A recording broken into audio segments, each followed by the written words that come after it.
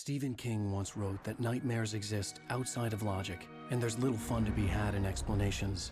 They're antithetical to the poetry of fear. In a horror story, the victim keeps asking why, but there can be no explanation, and there shouldn't be one. The unanswered mystery is what stays with us the longest, and it's what we'll remember in the end. My name is Alan Wake. I'm a writer.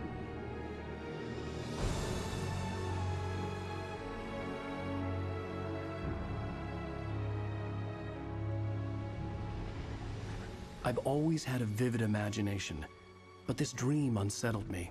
It was wild and dark and weird, even by my standards. So yes, it began with a dream. Following a typical nightmare pattern, I was late, desperately trying to reach my destination, a lighthouse. For some urgent reason, I couldn't remember. I'd been driving too fast down a coastal road to get there.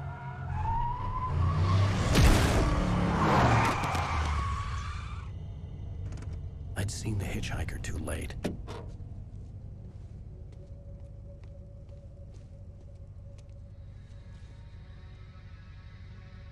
He was dead. I was convinced they'd put me in jail and I would never see Alice again.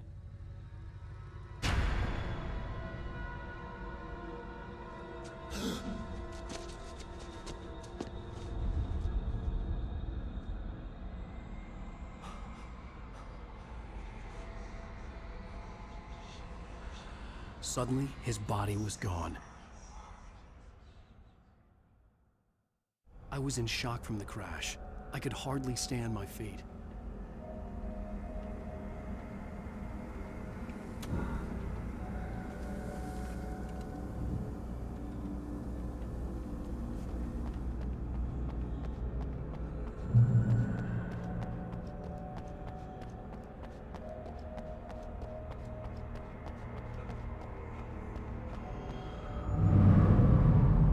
I had to go to the lighthouse. I knew there was something important waiting for me there.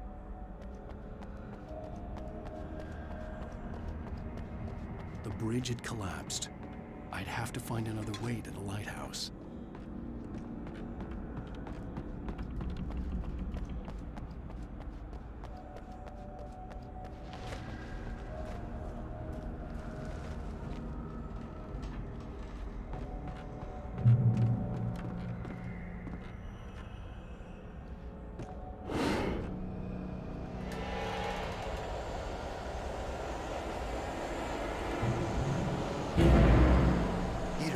Recognize me, do you, Ryder? You think you're God? You think you can just make up stuff? Play with people's lives and kill them when you think it adds to the drama? You're in this story now, and I'll make you suffer.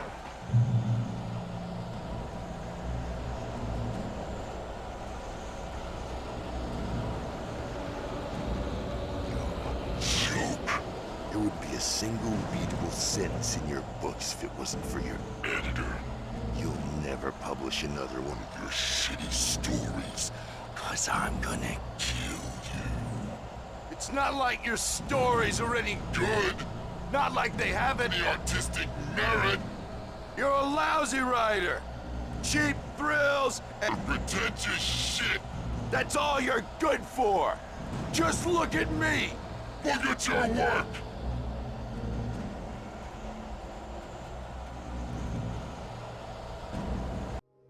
I was trapped here. Had been for what felt like years. Outside reality. What we count as real. I wrote to find a way out. I wrote to master this place. To learn its secrets. Use that knowledge to rewrite my reality. Once upon a time, I had written hard-boiled crime books set in New York City. Till I was sick of it. The Alex Casey books. A detective solving cases of murder. Corruption and madness in the dark city. This place tapped into my unconscious mind, drew from there, twisting what it stole into a nightmare that took shape around me. A mystery. A detective story. I needed a detective to guide me. Echoes of Casey haunted me.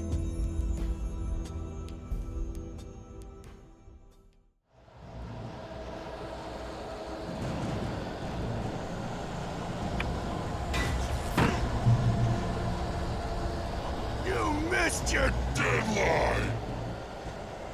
Damn. You can't stop me!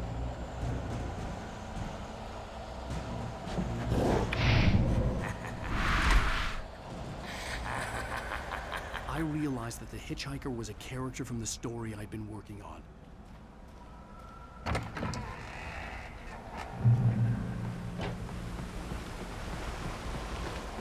How does it feel to die by the hands of your own creation?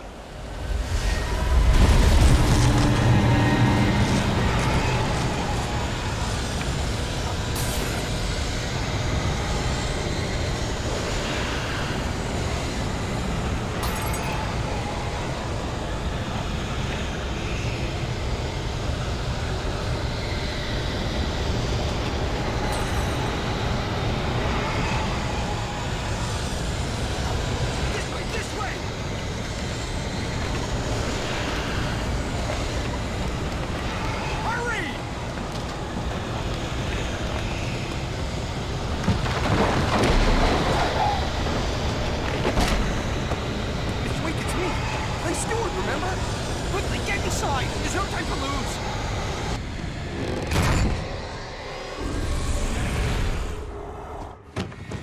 Oh no! Stop!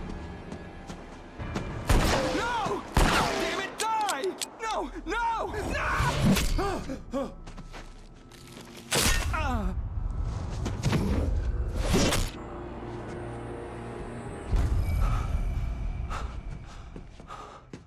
I was trapped. There was no way out.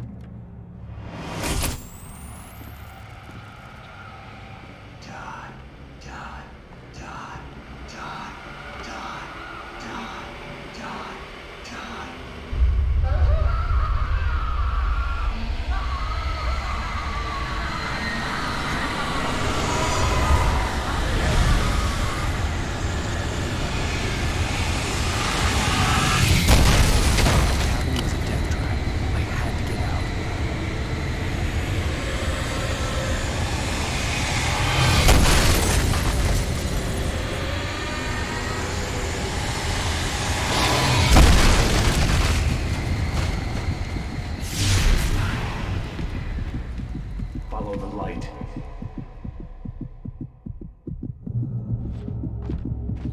You are hurt. You should go into the light. You are only safe there.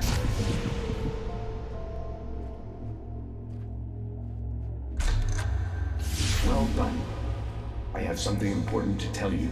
It goes like this. For he did not know that beyond the lake he called home lies a deeper, darker ocean green, where waves are both wilder and more serene. To its ports I've been. To its ports I've been. Do you understand? No. Follow my light.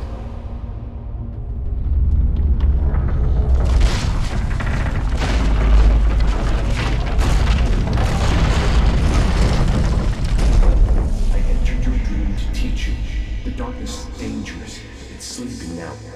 When it feels you coming, it will wake up. There's no time. I can only show you the most important thing. The hitchhiker has been taken over by the dark presence. You can't hurt him now. The darkness protects him from all harm. Only light can drive the darkness away and make him vulnerable again. Here, take the light. Turn your flashlight toward him and burn the darkness away.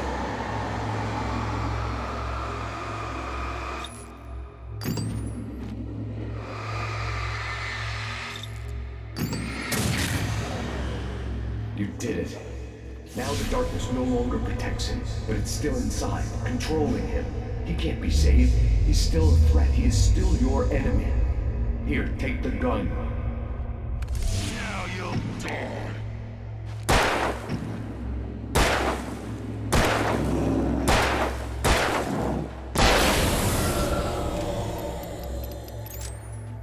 Good. You've done well. Remember what I've taught you. That is all. I will give you back your dream now. In the nightmare, a terrible darkness was taking over the world. The lighthouse was the last safe place on Earth.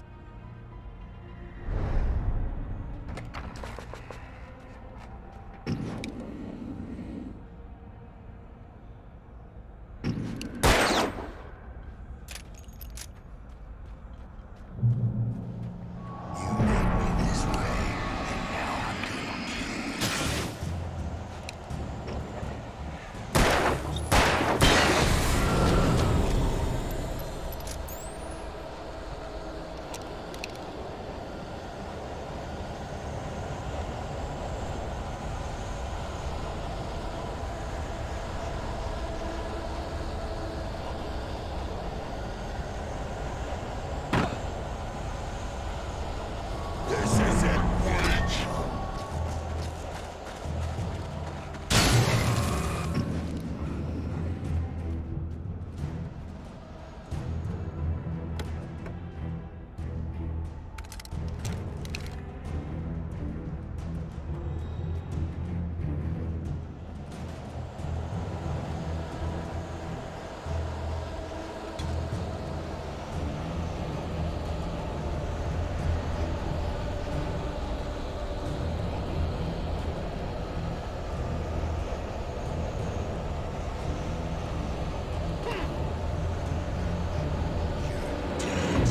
Just like...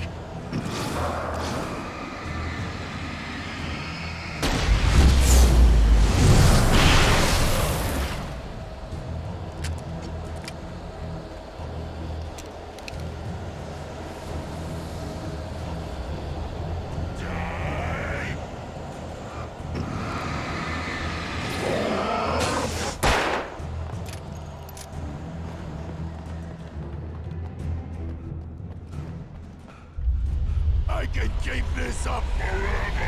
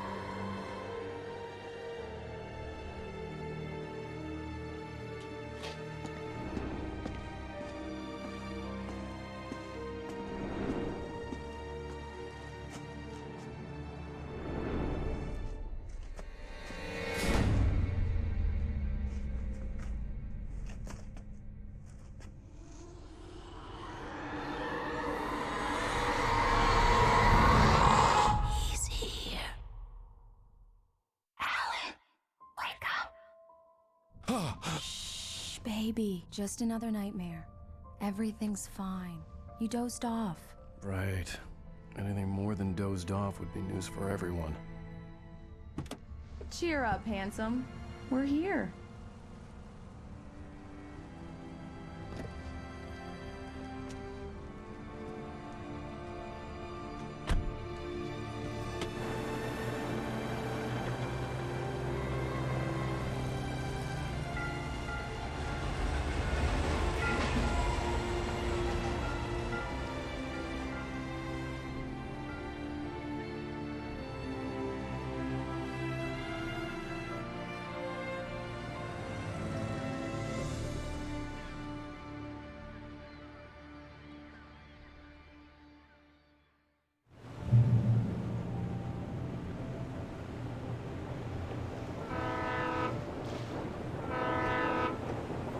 Let's act like we're on vacation.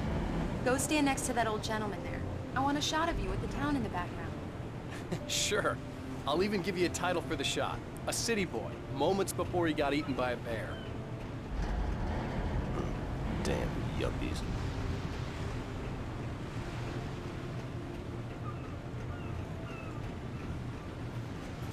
Hi. Hello there. You picked a good time to visit our town. Deerfest is just 2 weeks away. Deerfest, huh? Did you hear that, honey? You have a lovely wife. If you don't mind me saying. I'm Pat Maine, by the way. Nice. Yeah, I'm Alan Wake. I won't pretend I don't recognize a famous writer such as yourself, Mr. Wake. A pleasure. I'm an avid reader myself. I hope this isn't too presumptuous of me, but I'm the night host at the local radio station. Any chance I could get an interview? Look, Mr. Maine, I'm on vacation.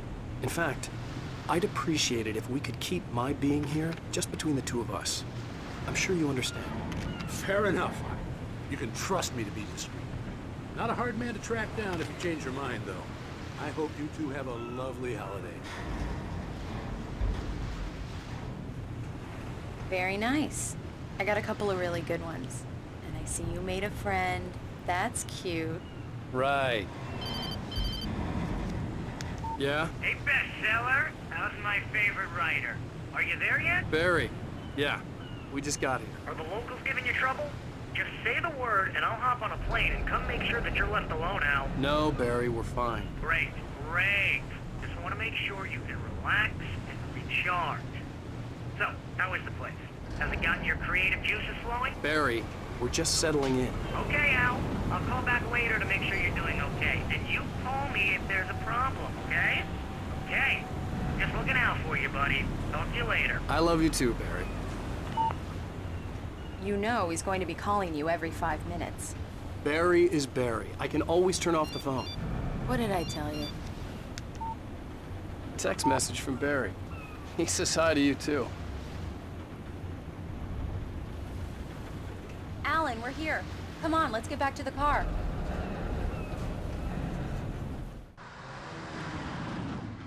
We need to stop at the local diner to get the cabin key from the landlord, a Mr. Carl Stuckey. He's waiting for us. I'll go fill her up while you get the key. I'll pick you up here in, say, 15 minutes? Sure. Alan, thank you for coming here with me. I love you too. Go on. I'll promise to behave.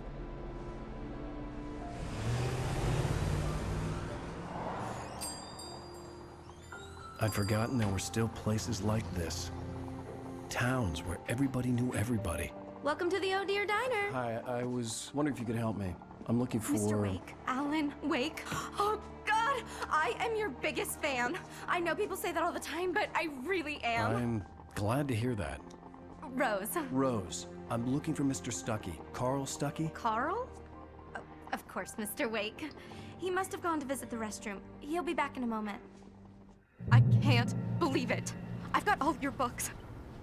I got the cutout from the bookstore when they took it out of the window. And you keep it here. Well, okay. Good for you. Right. Try the coffee. For quiet vacation. Just don't blame me when you fall in love, 'cause it'll break your heart when Do you me a have to leave. favor, Sonny. I could really use a tune right now. Coconut, number 6 in the jukebox. I'd do it myself, but both of my legs have gone to sleep. Bad circulation. Yeah. Are you serious? Coconut again? You disgust me. Call yourself a rocker. Unbelievable. It does that. Get stuck. Yeah. You need to give it a good solid whack. Now that's what I'm talking about. Yes. This is it. I've died and gone to hell.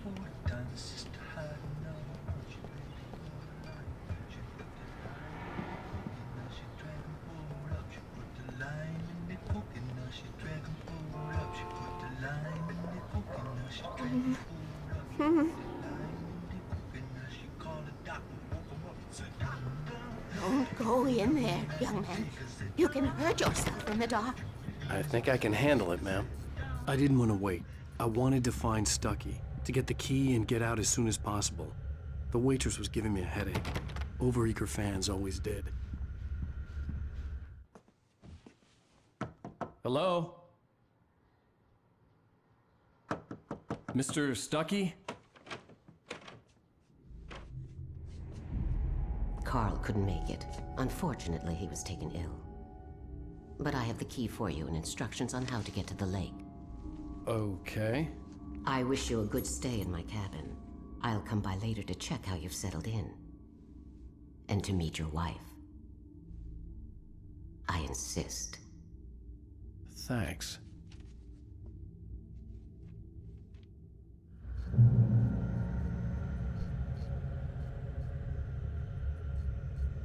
Cauldron Lake is a special place. Very inspiring.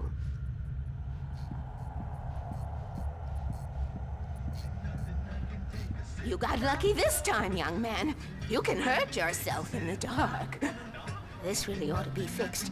And then I must remind Sarah to change the lights at the station. It's been too long already. Even that sounds better than you singing. Are you all right? Splendid, splendid! Damn hernia. It swells up like a balloon if I lift anything heavier than a spoon. Yeah, splendid, splendid. It's been a long time, Tom. Good to see you. Hey, you wouldn't happen to have a bottle on you, would you, Tom? I wish. The Andersons, they're, local musicians. We're waiting for Dr. Hartman to come pick them up. They wandered off from his clinic at the Cauldron Lake Lodge.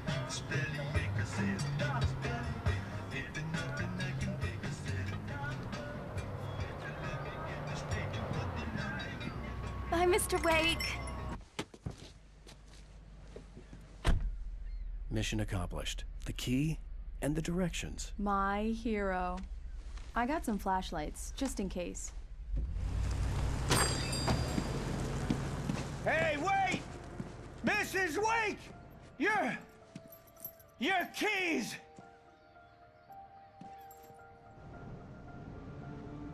That diner was a real nut house.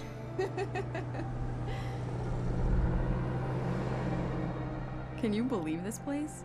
This would make a wonderful setting for a book. We're supposed to be on vacation, Alice. I'll figure it out when we get back home. Okay? Okay. We can talk about this later. Bad man here on KBFF. I didn't want to talk about it. I wanted to bury my head in sand. Here's another one of my favorites to go with it. Once upon a time, I was a successful writer, but that was a long time ago. I hadn't been able to write a word in 2 years, not since my last book. And now the weather. It's gonna be a clear night, so you folks in the big city might want to look up every once in a while, see those stars winking down at you. It gets pretty dark out here, but they'll light your way.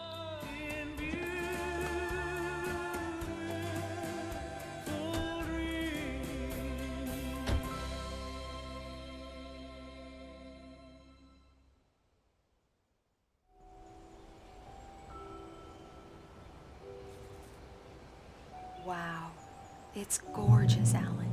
It's something, all right. Don't worry, honey. I'll get you inside safe and sound before it gets dark. And I've got the flashlight. I know. I'm okay. Alice had a phobia. The fear of darkness. I wanted to make sure we were inside with the lights on before sunset.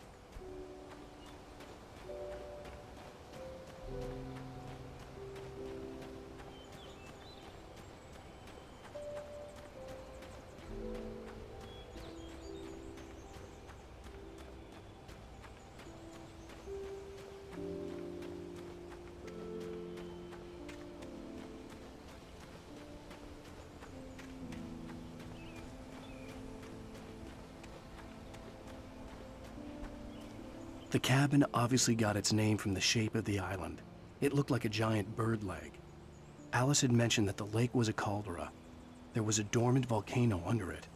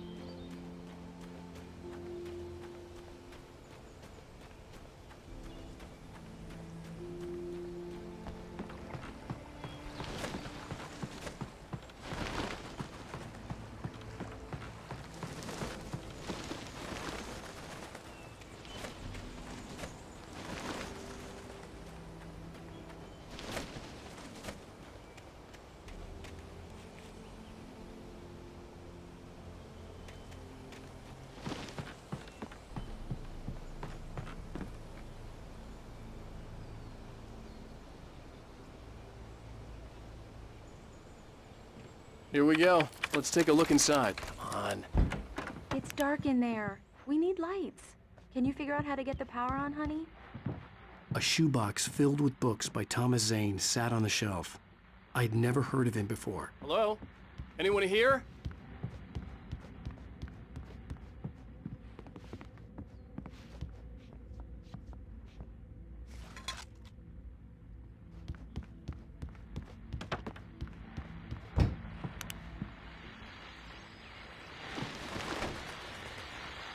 The Deerfest guests have already started to arrive. Just ran into one on the ferry. A famous artist, no less. We'll see if we can rope him into an interview later on. Now, let's go to the phones. Caller, you're on KBF-FM. Hi, Pat. It's Rose. Why, hello, Rose. What's on your mind? I know who that famous artist was. It was Alan Wake, wasn't it? He's my favorite writer. Well, Rose, I just saw him at the diner. Oh, I am so excited he's here. I'm sure he's glad to be here, too. Well, folks, I guess the secret's out. This is Pat Maine on KBF-FM. And now, some music. Great. So much for keeping a low profile.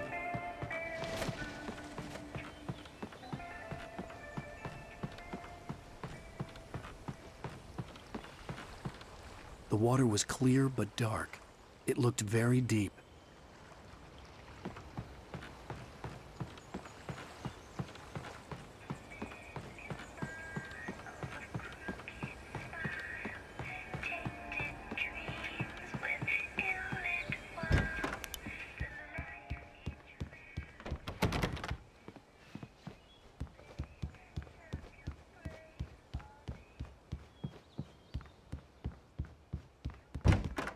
For a moment, the oppressive feel of the nightmare I had seen on the ferry returned.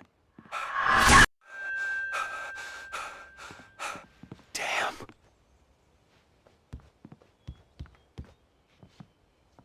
I needed to get the power running in the cabin. There had to be a fuse box or a generator somewhere on the island.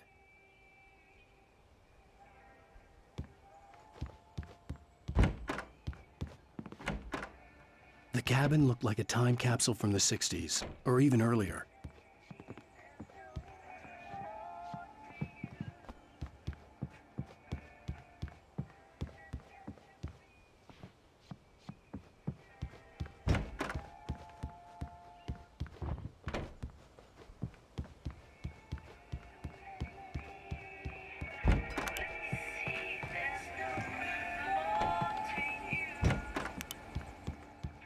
The power cable goes to that shed over there.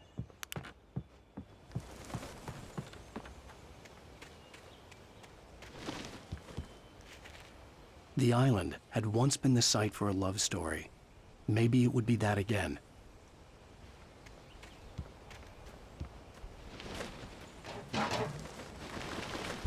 An old generator had been connected to the power cable.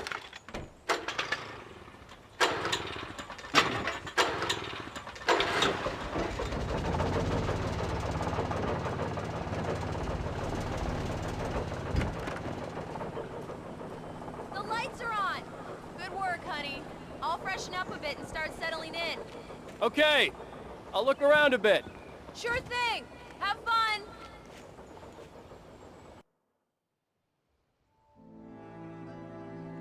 It was a beautiful place. I told myself I could rest here, sleep here, and forget about my work.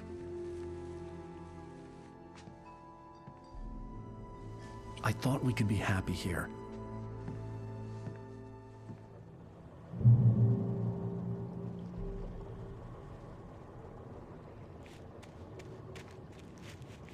Alice had told me about Cauldron Lake Lodge. The old building used to be a hotel, but these days it was no longer open to the public.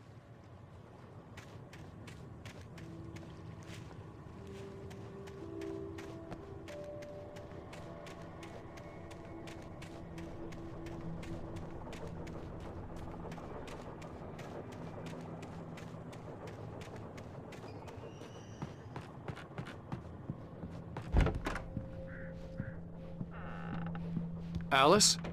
Honey?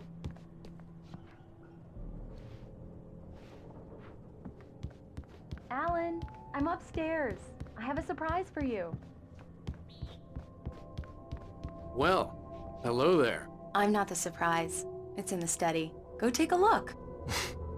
Okay.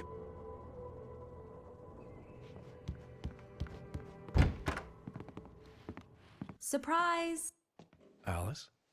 What is this? I guess I have a small confession to make. I thought maybe you could write here that a change of scenery would get you past... Damn it, Alice, everyone Hey, hey, just hear me out! There's a local doctor, Dr. Hartman. I read a book of his. He has a private clinic here. He specializes in helping artists. Maybe... So now you want to get me committed? No, it's not like that. That's not... Alan? Alan? Just don't! I don't want to hear it! God damn it, Alice! God damn it! I knew she wouldn't follow me in the dark. I needed some time alone to think things through.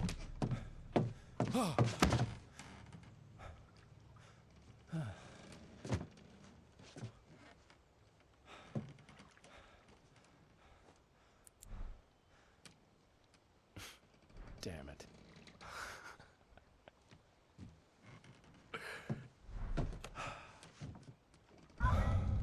Alice? Alice? Alice! The cabin had gone dark. All the lights were out. Alan! Where are you? Help! Alice, I'm coming! It's all right, I'm coming! What the hell?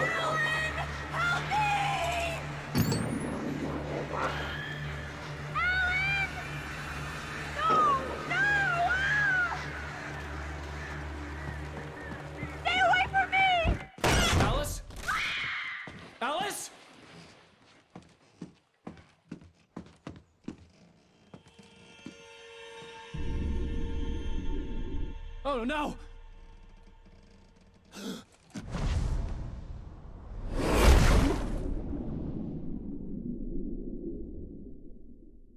Keep going, Alan. Wake up. Alice?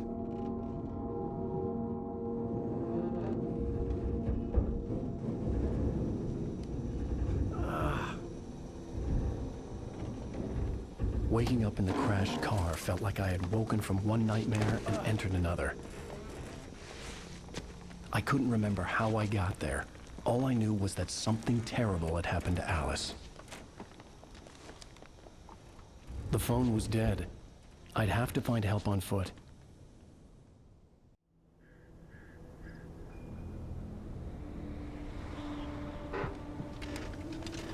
Among Alice's things was a book, The Creator's Dilemma, by a Dr. Emil Hartman. Seeing the book brought back my fight with Alice. I didn't like it, and I didn't like the guy's smug face on the cover either. The gas station was my best bet. They'd have a phone I could use. It looked like a long hike through the forest to get there.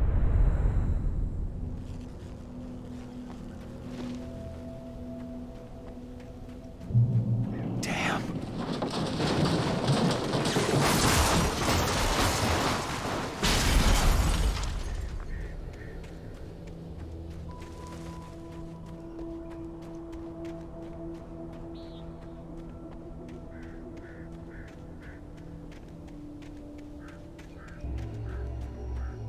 Hello?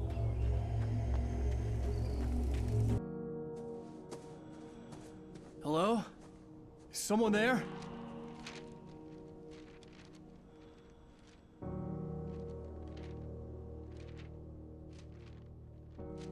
The loose sheets of paper were pages from a manuscript entitled Departure. That was the name I planned to use for the next novel I had never gotten started. I was named the author. I hadn't written it. I couldn't remember writing it. In the scene on the page, the hero was attacked by an axe murderer in the woods at night.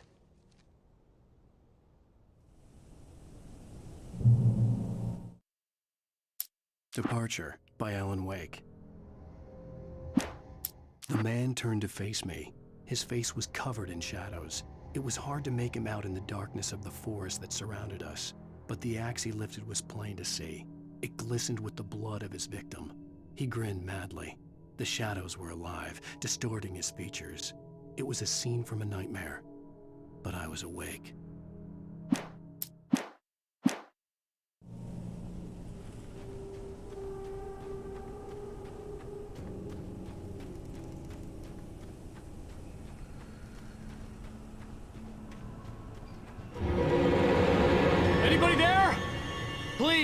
I've been in an accident!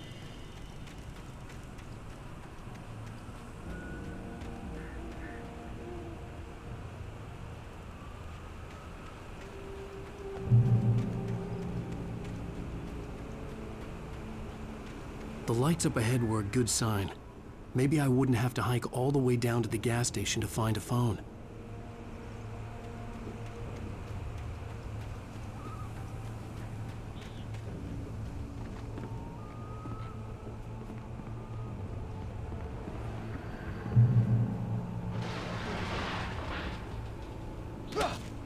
Anybody there? Please, I've been in an accident. Hey! Hey, you! Phil! There's been an accident. I need help. Listen, I need to... Premium cabins for rent in... Oh, hell. Carl Stucky. Pleased to meet you. Non-refundable reservation deposit required. Fair and square. And square.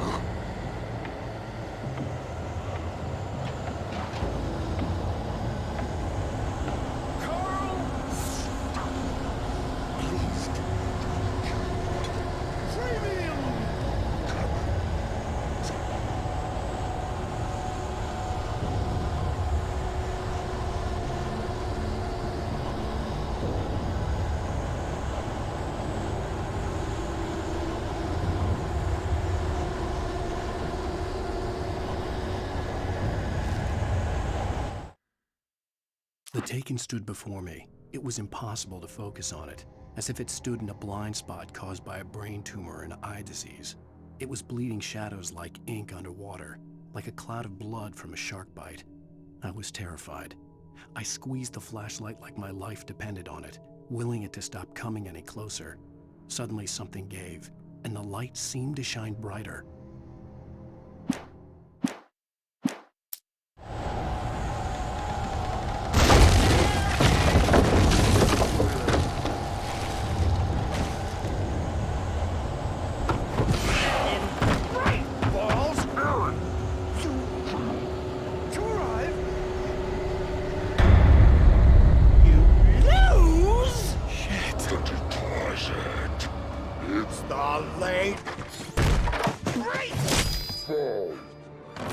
I had to figure a way out of this. Any second now, and Stucky would be knocking on the door with his axe like Nicholson in The Shining.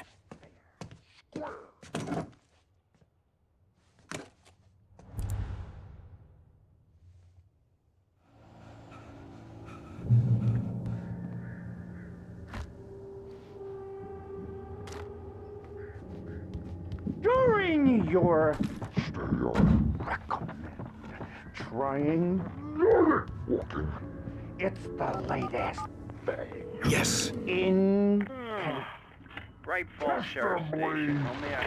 proven. Hello? Hello? With one stone. This is bad.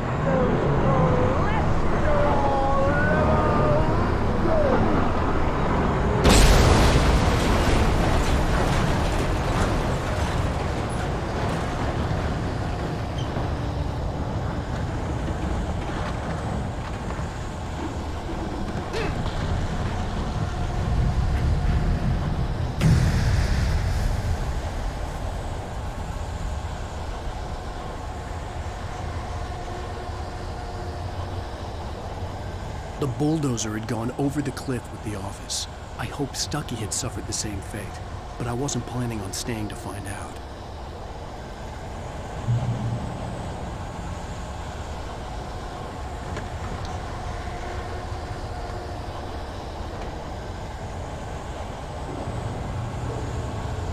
There were more of them.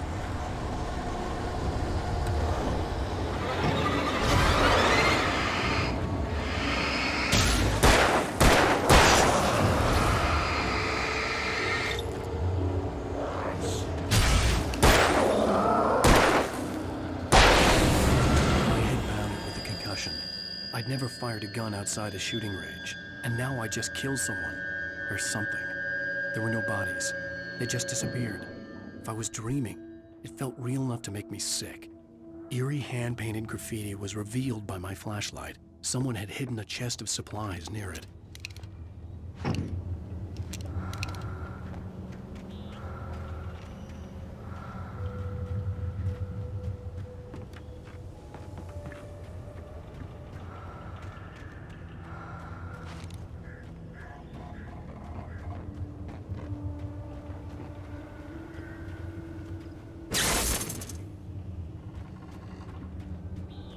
The dark forest was the last place I wanted to go, but I had no choice. I had to get to the gas station. It's rabbit season!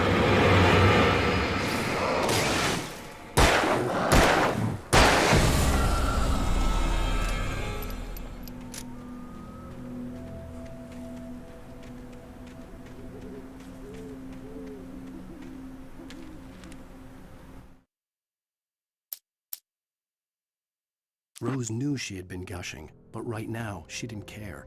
As far as she was concerned, her brief meeting with Alan Wake was literally the high point of her life. She watched as he got in the car with his wife. She was pretty, confident, at ease with Wake. Not like Rose. They were perfect for each other. She'd have given anything to be called their friend.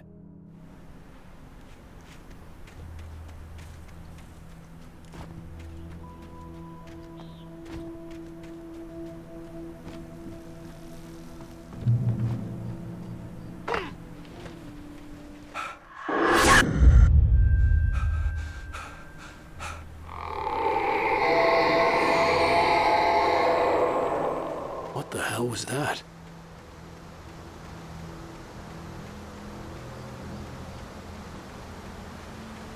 When I saw the river below, something uncoiled itself inside my head.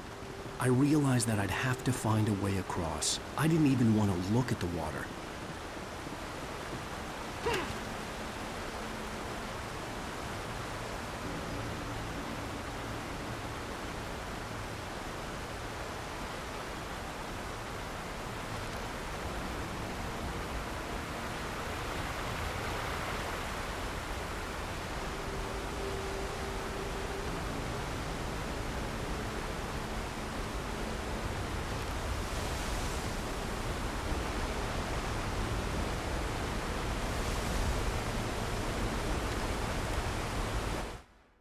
Barry Wheeler was bouncing off the walls.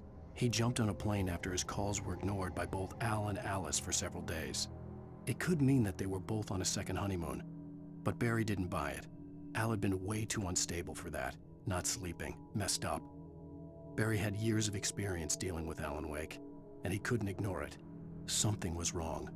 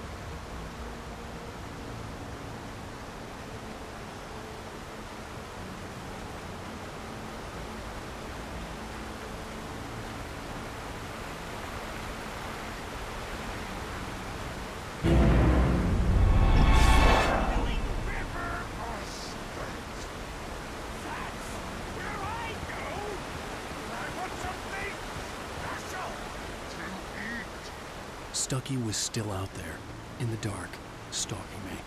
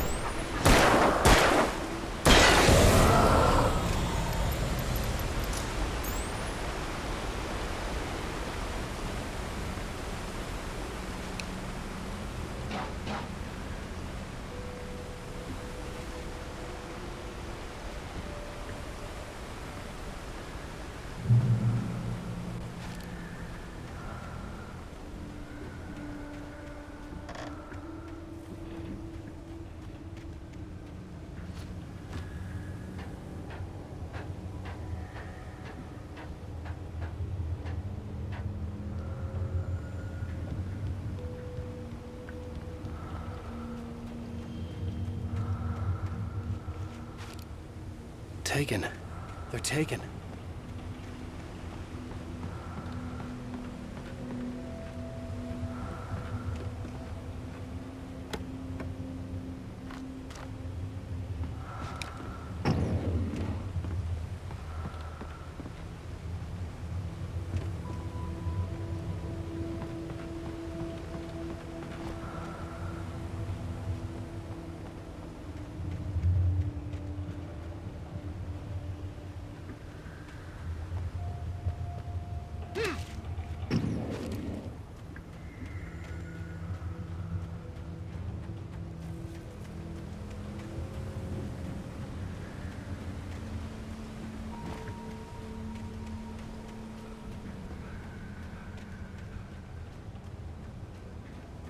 The staircase was broken. I had to make my way up some other way.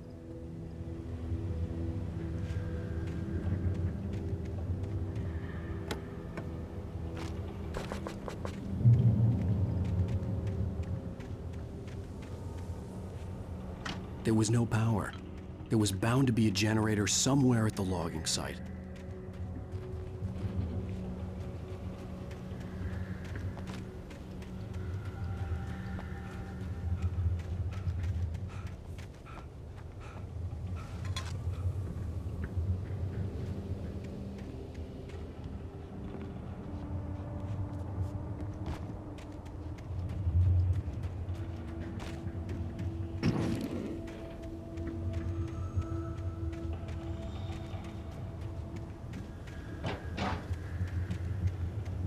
With all this forestry equipment around, there had to be something I could use to reach the top.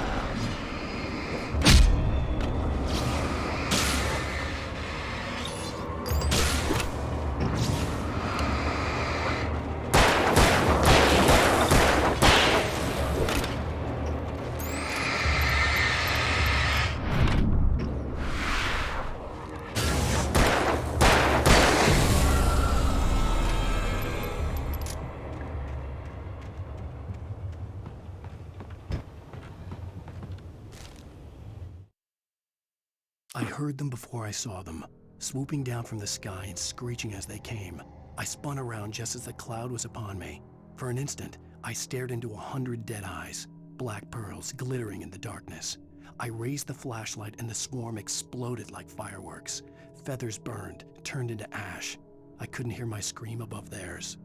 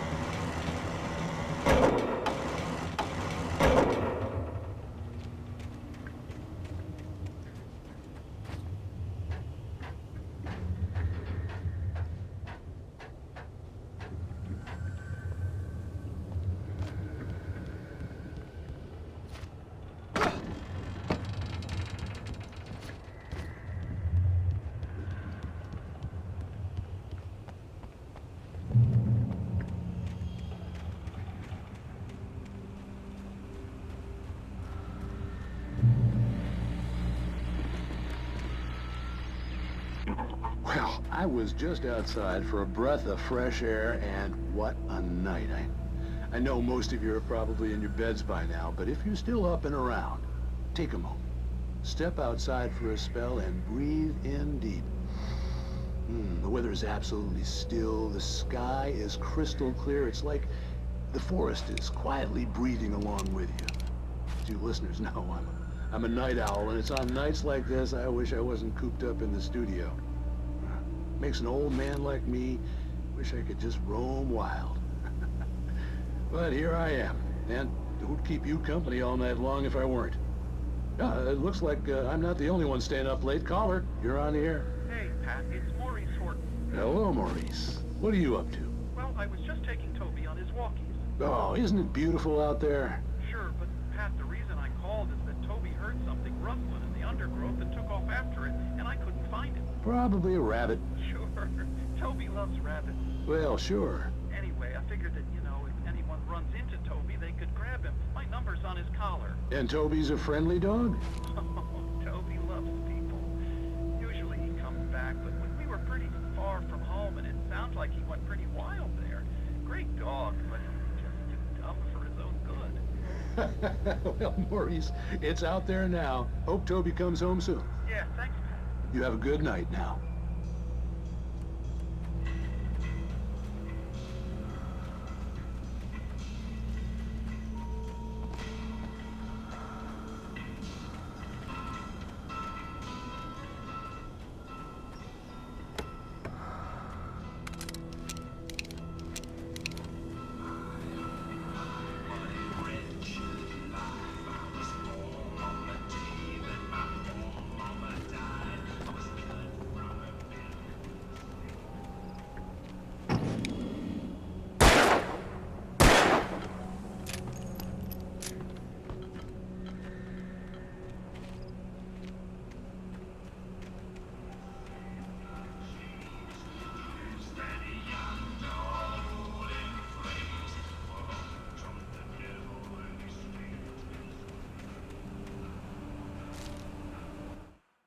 At first, I kept finding the pages as if by accident.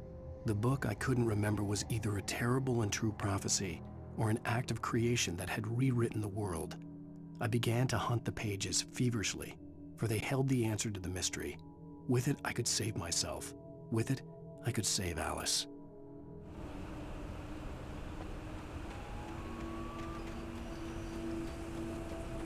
The gas station was closer now, its light welcoming in the darkness.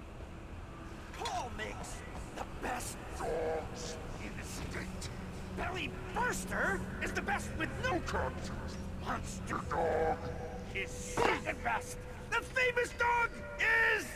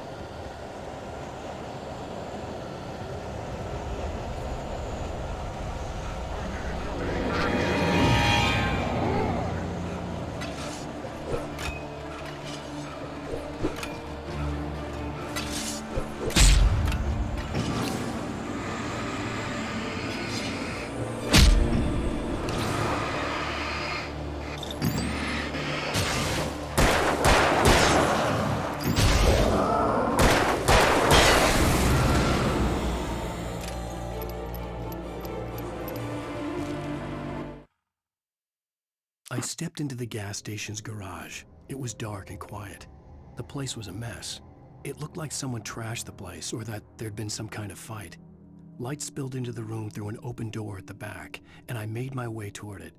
Without any warning, I was blinded by a bright light. An old portable TV on the shelf had come alive by itself. Impossibly, I could see myself on the screen, talking like a madman.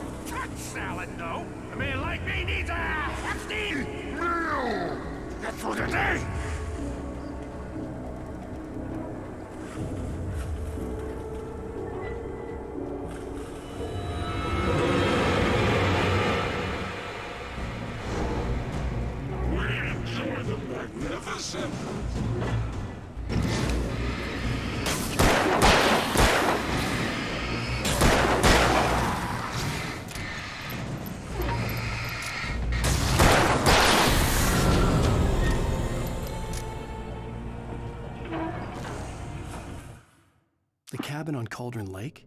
She asked. The sheriff looked at me suspiciously. The early morning light flooded through the office windows.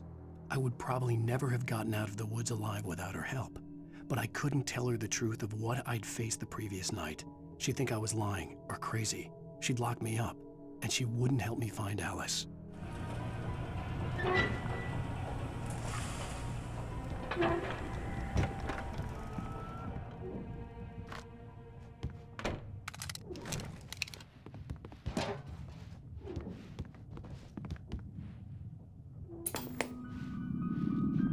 Science.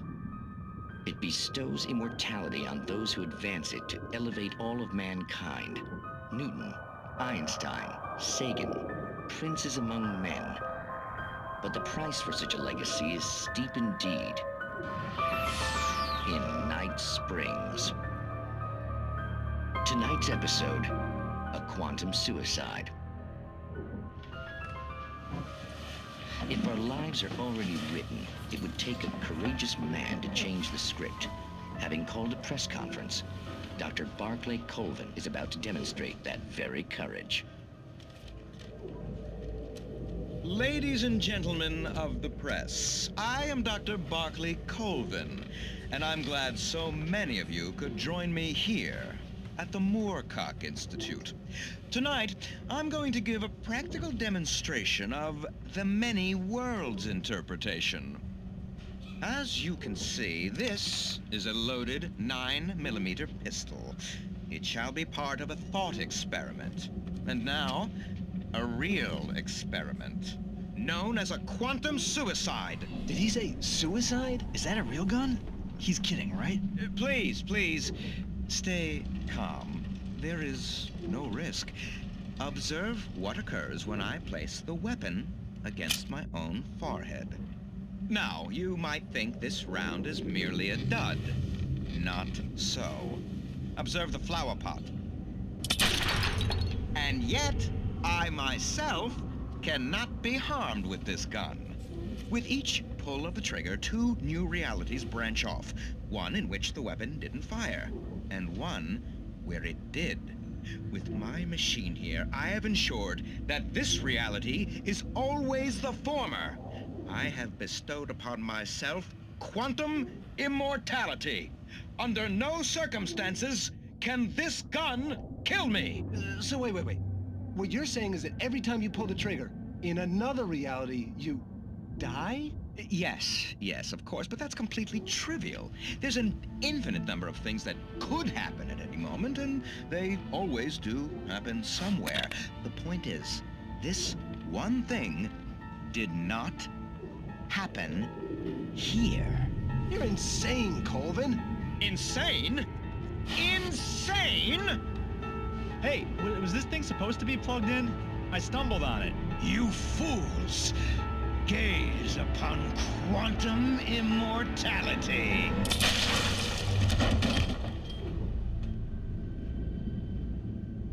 Poor Dr. Colvin, felled by his own hubris or the ignorance of the masses. Perhaps he should have left the crate unopened, the decaying atom unobserved.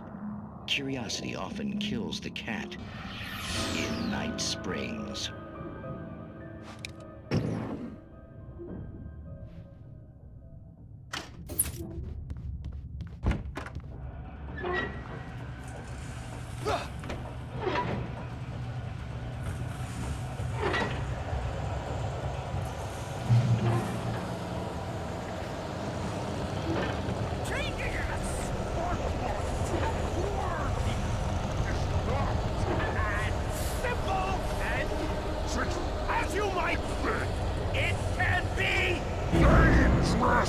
It requires patience! Oh no. Even with the engine takes tools! It's easy and fatal! Mistake don't make count before this place tool forgotten it!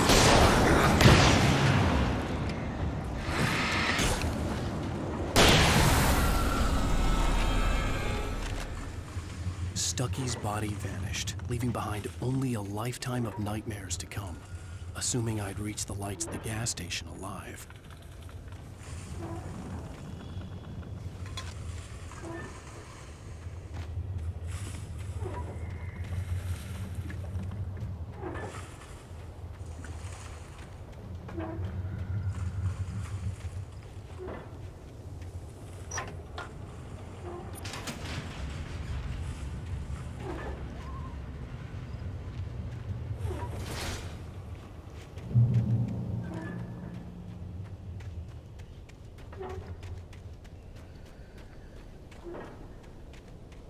I recognized the parade float I had seen in Bright Falls when I first arrived with Alice.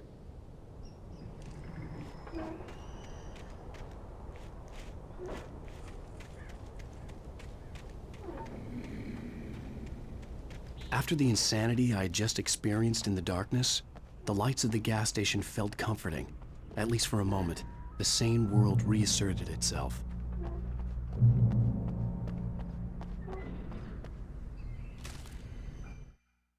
Stucky spat on the garage floor and tried to shake the cobwebs from his head.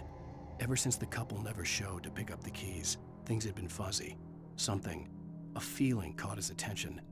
Stucky looked up and stared as his brain tried in vain to process the horror before him. He stumbled back, knocking over a can of oil. A black pool spread across the floor while he struggled for a brief moment, then let go as the unrelenting darkness engulfed him.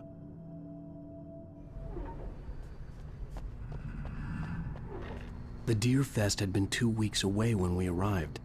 If the day count on the banner was right, I was missing a whole week between the night we got here and now.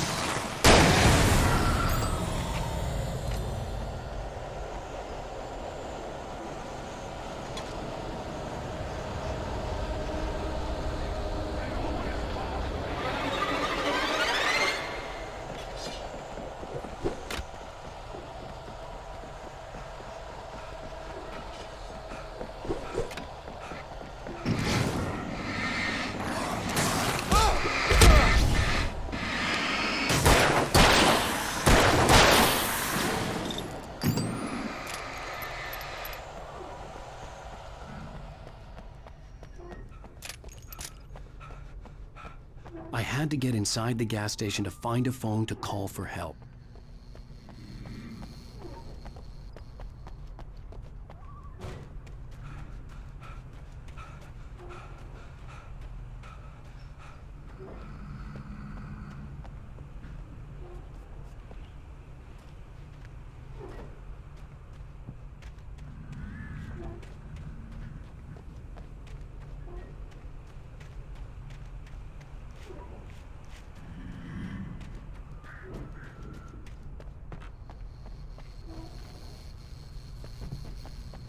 The garage was a mess.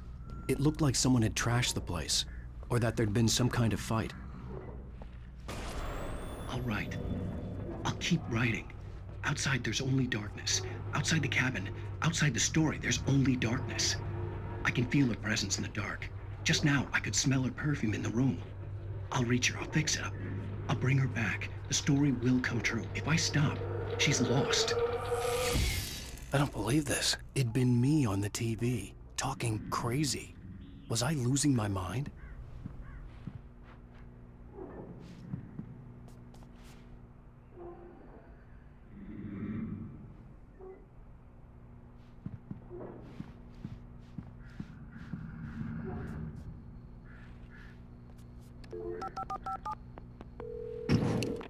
Great Falls Sheriff Station.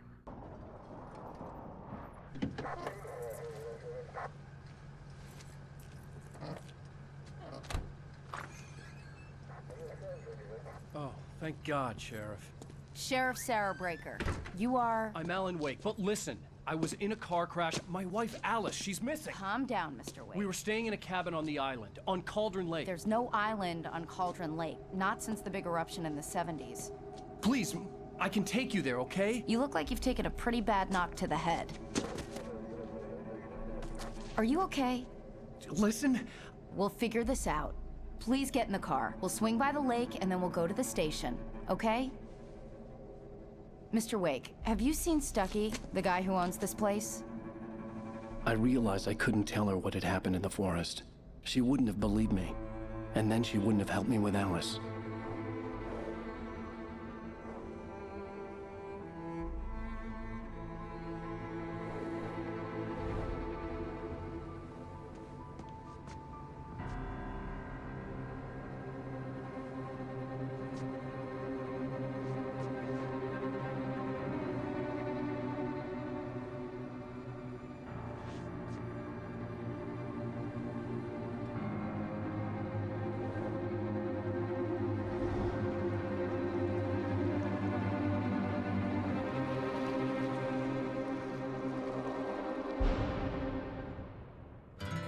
A candy-colored clown they call the Sandman tiptoes to my room every night, and just to sprinkle stardust and to whisper, go to sleep, everything is all right.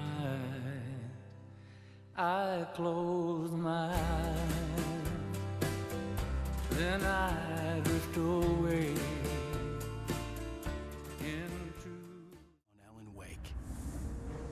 I came to Bright Falls with my wife, Alice.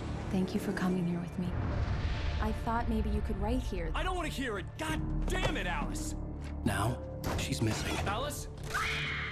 Alice?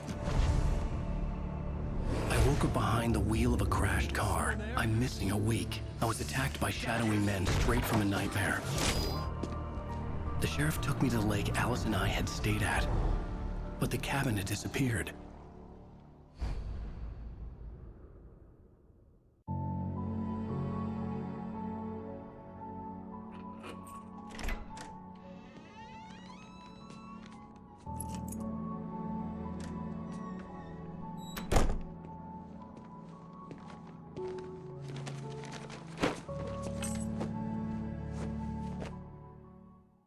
Honey, I'm home. Back here, sweetie. How was it? Worst weather I've ever seen.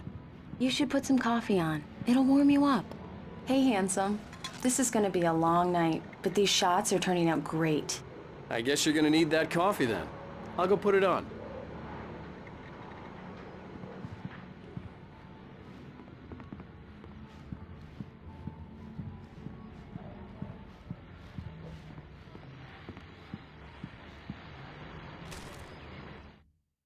This was a late goodbye.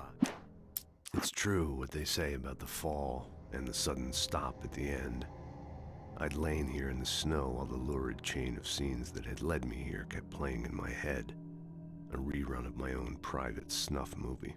A memory of my corpse. Alone at my own wake. Thinking in metaphors again. The femme fatale was gone. Only a sour taste remained of the kiss that killed me. This was a late goodbye. 13 years after I'd gotten my revenge, it had finally caught up with me. It had been a long time to bear the pain. My blood painted the snow red. A gruesome slushy dissolved all the scattered painkillers and leisurely dripped down to the sewer, mingling with the bile of the city, becoming one with it. I can see them now, my wife and my baby. Honey, I'm home. The dark place was an endless waking dream. I saw visions carried by the ebb and flow of different dream states. They seeped in from the reality beyond. Things I had a connection to, but also things I couldn't possibly know. I used them in my writing to make it real, so that the parts that weren't would become so. And there were visions that I knew were not real. Ideas I had lost, often of Casey. I had written about him for years. I used them as well. The lies had to feel true for them to become true. Had I always written this way? Even before? Seen things without realizing I was seeing them? Thinking they were mine? Was this what inspiration was for me?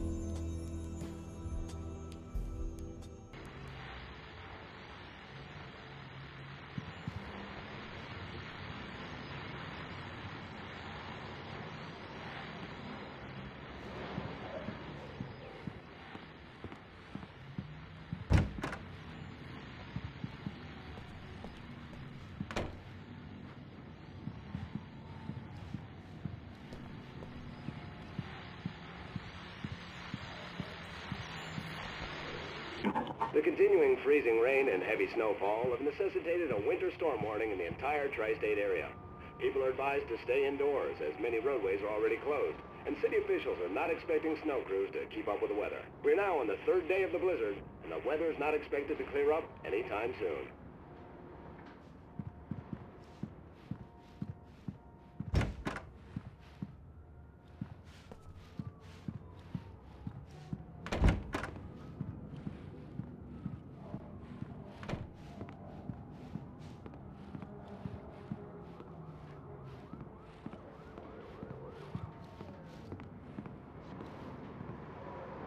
Coffee's on. Great, thanks. I'll need it if I'm gonna finish this by tomorrow.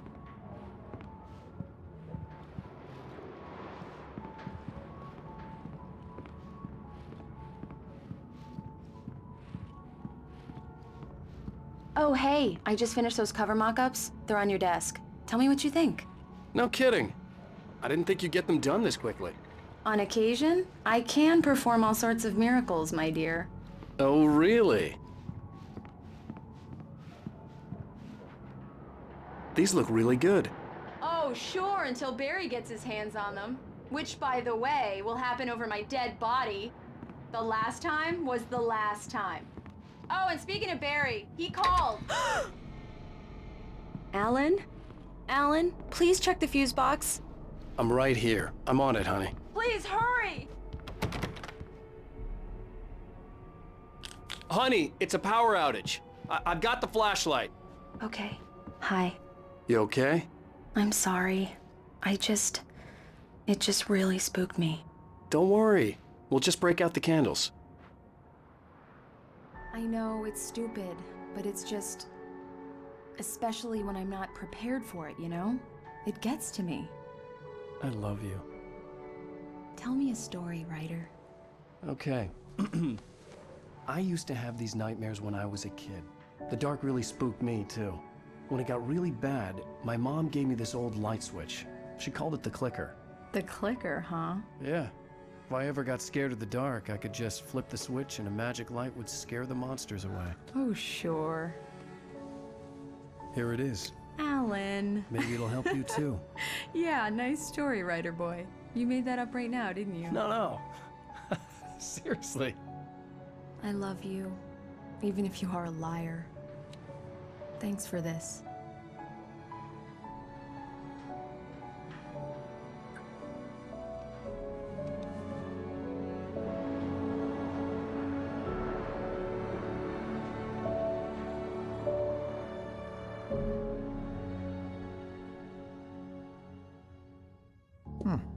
How do you feel, Mr. Wake? Any nausea, disorientation, anything like that? Mr. Wake, how are you feeling? I'm okay. My head's fine. I had to lie about my headache and memory loss. He'd send me to a hospital for tests. I couldn't leave without Alice. Very well. I don't think you have a concussion, but you've obviously been through quite a shock. You should take it easy for a couple of days. Thanks. Well then, Mr. Wake, we're done here. If the pain gets any worse or you experience any other symptoms, you should come see me. I'll let you get on with it then. Sarah, Sheriff Breaker, is waiting for you. She's very good at her job. I'm sure she can locate your wife in no time. Doc Nelson was the image of a small-town doctor. Sheriff Breaker had called him to the station to take a look at the cut in my head.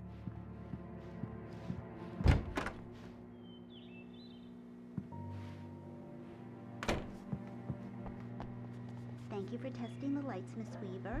Everything seems to be fine. I don't have the luxury of being complacent. The bulbs will need changes, and we can't change them in the dark. I'll be sure to take care of it, Miss Weaver. Come in, Mr. Wake. Your phone's on the desk. The battery was dead. It's charged now.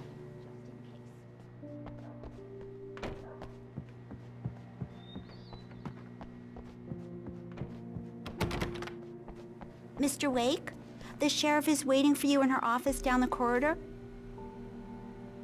That was Cynthia Weaver. I guess you can call her the town eccentric. She used to be the editor of the local newspaper, but she's focused on, other things these days. She'd fit right in where I come from. As you can see, she's a little obsessed with maintaining the light bulbs of the whole town, refuses to step on shadows, things like that. Back in her day, she wrote about all sorts of weird things in the paper. Bright Falls has a colorful history. Of course, what small town hasn't?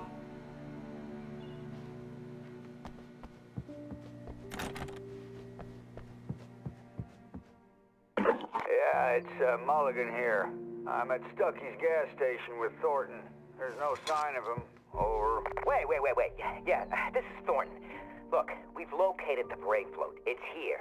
That's some good news, right? Stucky was supposed to be driving it at the rehearsals today. Over. Oh, give me that. Mulligan here. Looks like someone really thrashed the garage. Over. Okay, roger that, guys. Keep looking for Stucky. Jane's out.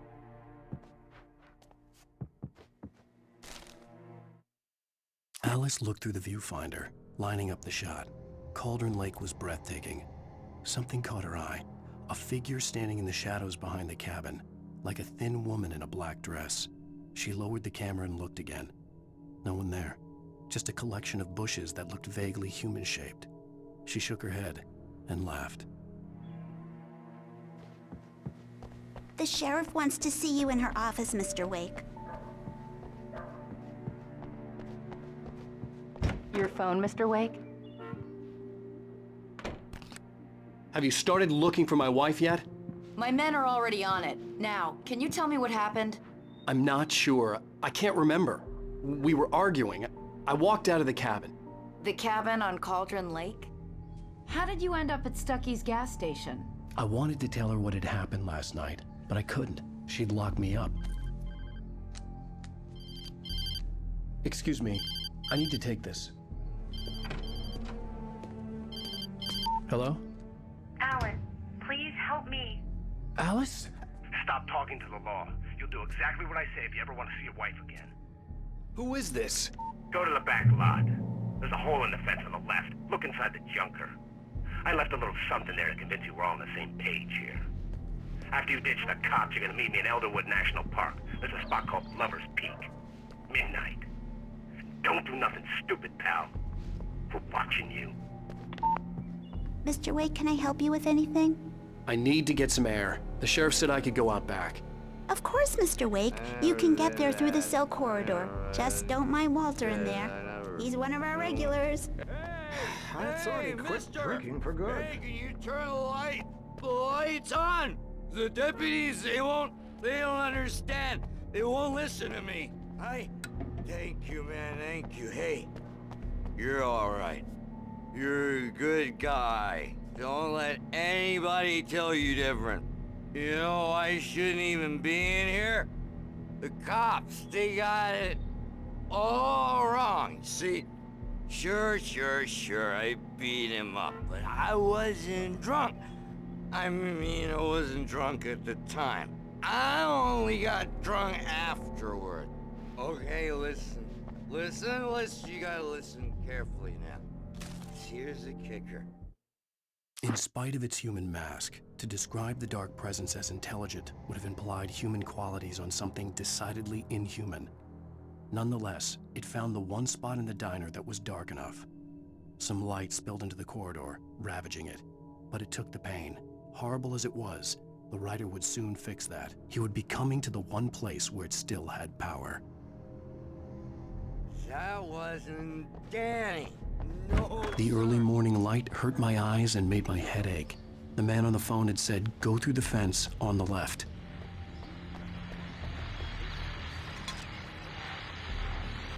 Well, folks, it's been another long night, and it's about time for me to sign off for a while. God knows I need my beauty sleep. Just one more item before I go. It's been a busy night for the Sheriff's Department. We've had a few broken windows, even a report of shots fired on Main Street. Deputies Mulligan and Thornton had to deal with two intoxicated young men who were celebrating the completion of their Deer Fest float. Now, folks, we get this every year. I know it's exciting, the big day's almost here, but let's save it for the party and leave the gunplay for the shooting competition, huh? There's no point in getting all worked up yet.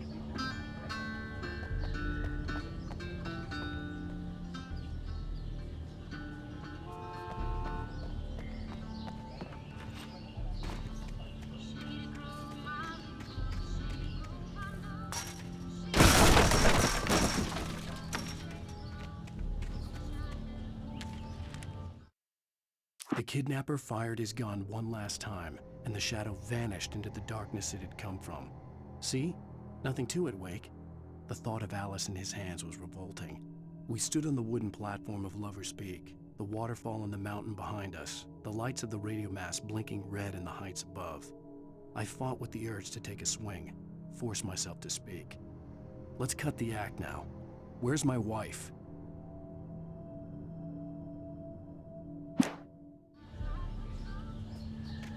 Alice's driver's license had been placed on the front seat. The caller meant business.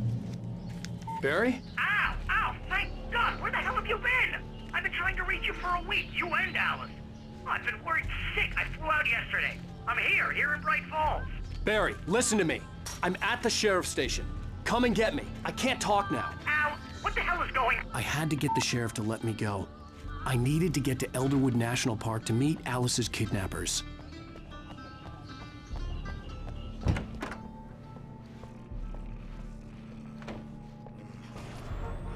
A writer is a light that reveals the world of his story from darkness, shapes it from nothingness. The way a sculptor carves a statue from a block of granite. If I stop, the world I'm making dies. Darkness will reclaim it. It's a long, hard journey into the dark. Alice's life is at stake, but I can't think about that, or I'll lose it. The dread lingers at the edge of perception. I'll push on. Anything is possible here. I'll write the story. I'll save her.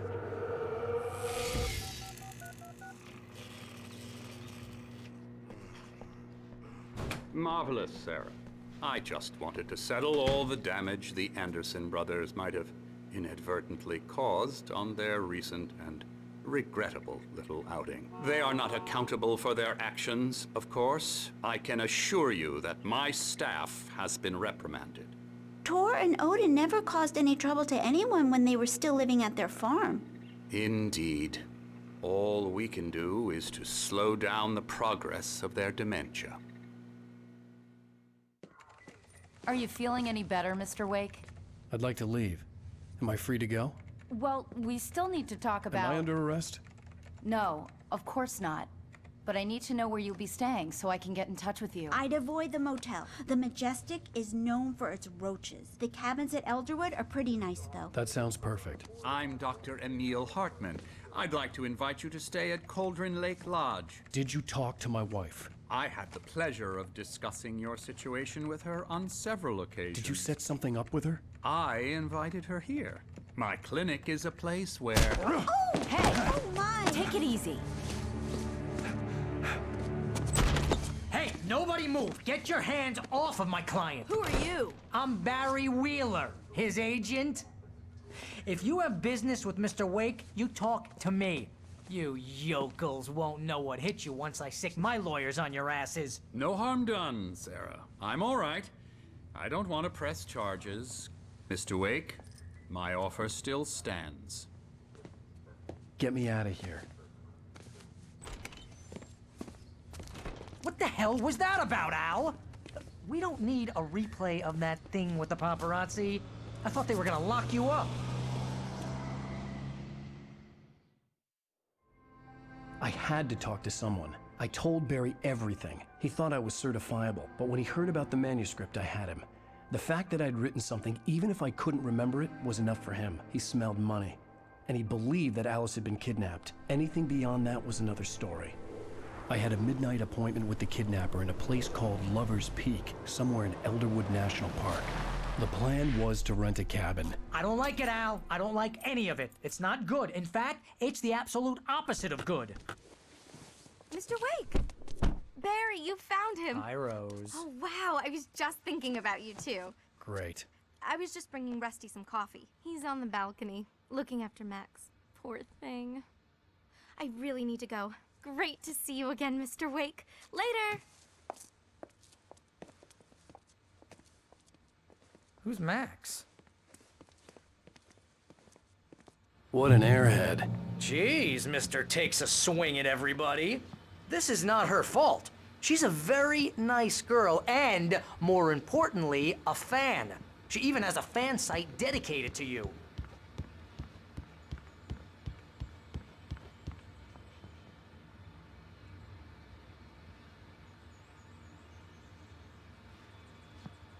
Seriously, Al, what you were saying in the car? Just listen to yourself. What, you shot a guy and his body just disappeared?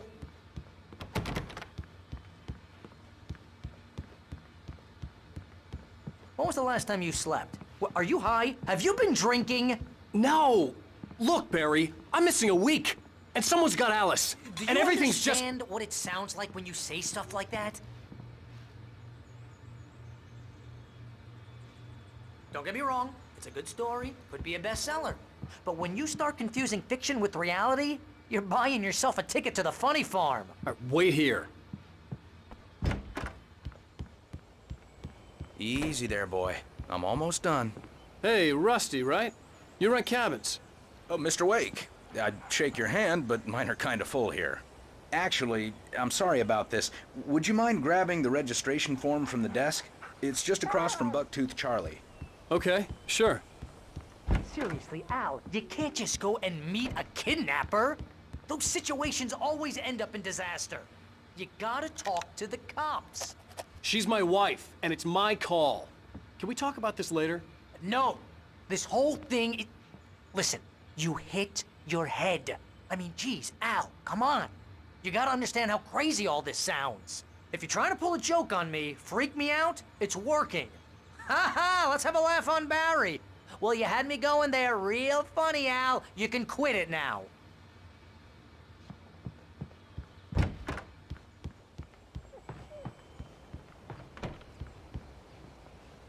I think this is the form you wanted. And here are the keys. Okay, you're all set, Mr. Wake. Glad to have you staying here. Thanks. Can you tell me how to get to Lover's Peak? Oh, sure. It's at the end of the nature trail.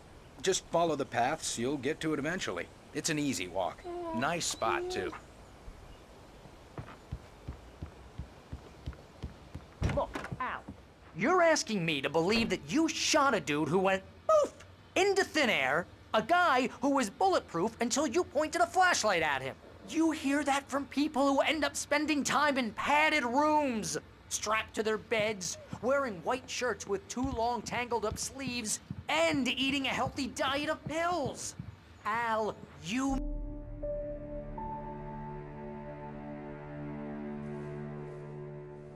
That's just crazy talk, Al. Al. Al? We should go to the sheriff or call the FBI. Damn it, Barry, they'll kill her!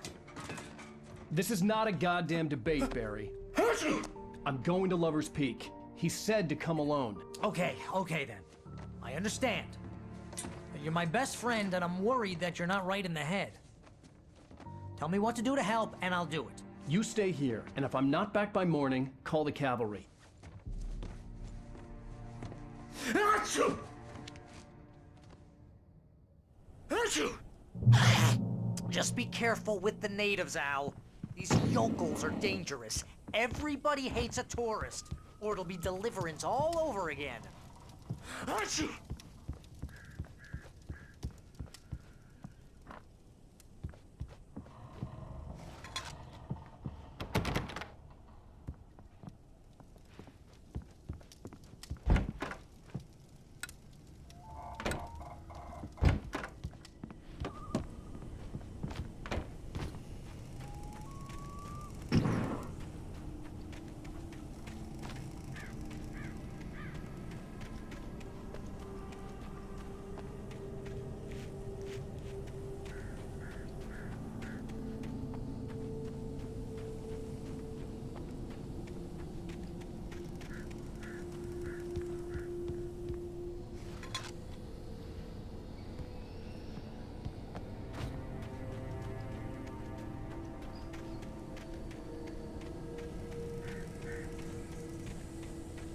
I'll wait here, Al. I'll hold down the fort.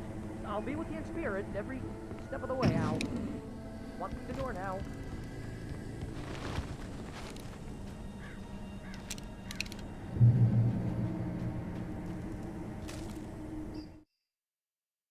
Barry had never gotten along with Alice, but he knew Alan loved her with an almost frightening intensity.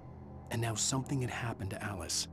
And here was Al armed with a gun and saying things people got put in padded cells for. It was as if his friend had experienced a massive psychotic episode and was now totally disconnected from reality. It scared the shit out of Barry.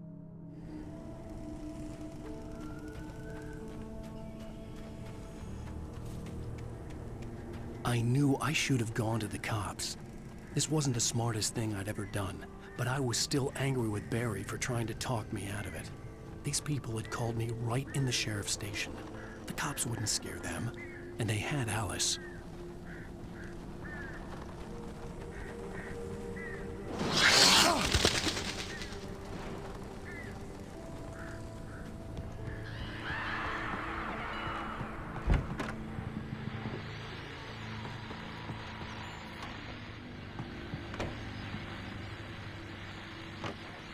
Welcome back to the show, folks. As promised, our very own Dr. Nelson has just parked his rear end in the studio. Doc, what's your Deerfest plan like? My plan? You make it sound a lot more organized than I ever seem to manage. Oh. No plan, really. Just taking the atmosphere. I'm getting a little too rickety to do much more than that, you know. Oh, tell me about it. No sack race for us older gentlemen, huh? Yes, exactly, Pat. But I'm gonna check out the parade, of course. And I'll be one of the pie contest judges, too. Well, that takes a different kind of constitution. Oh, yeah. It's my kind of exercise. Now, Doc, seriously, you're in pretty good shape, though. You're the outdoors type. I know for a fact you're an avid fisherman. That's right. Matter of fact, just caught a heck of a largemouth bass early this morning. But you're not taking part in the fishing contest? No, not this year. See, Pat, I'm just not that competitive anymore. Now I just like to take my time and enjoy the peace of it. It's no fun if I need to worry about what I'm catching, you know? Considering your track record, the participants are probably pretty happy you feel that way. Well, Pat, that's kind of you to say.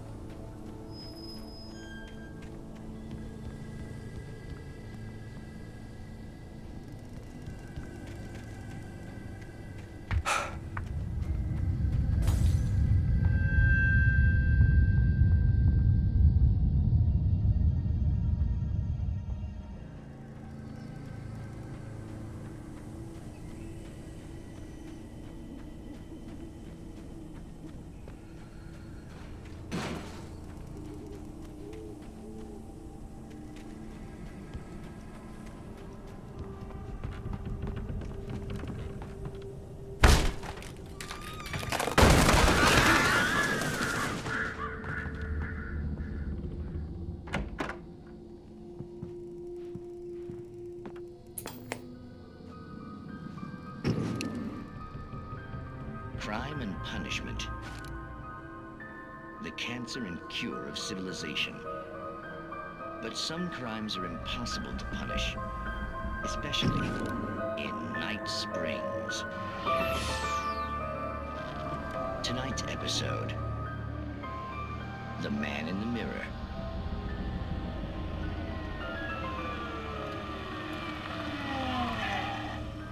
He's inside, Agent.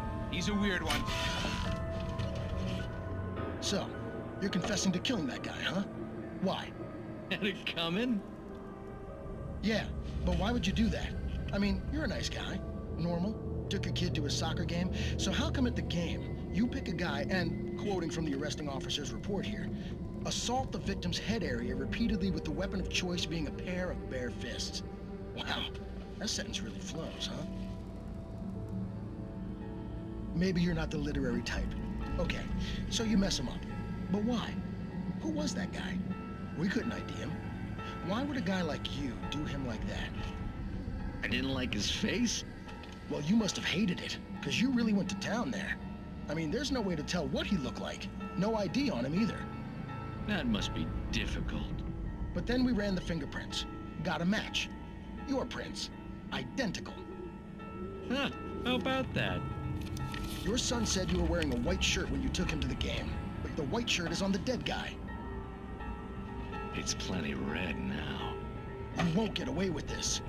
Do you really think that's in any way relevant to me? I had plenty of time to talk to my boy before the cops arrived, you know? He won't stop screaming, am I right? You think he's ever gonna be okay? I left my mark. Believe me. You bastard. What? You gonna shoot me? What's the point? I'm going to prison. You got me. I don't understand any of this. And you never will. Don't worry. Maybe you'll see me again, Agent. Maybe in the mirror.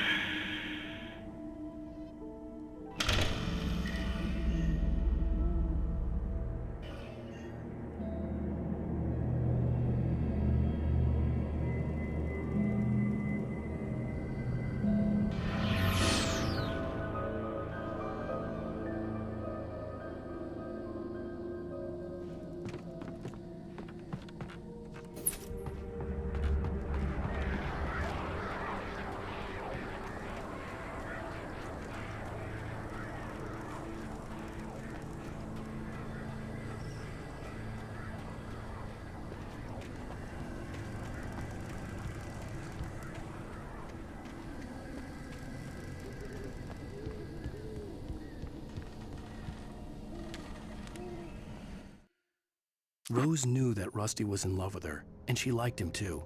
She liked him a lot. He taught her to dance, and life had certainly taught her the value of a man who was gentle.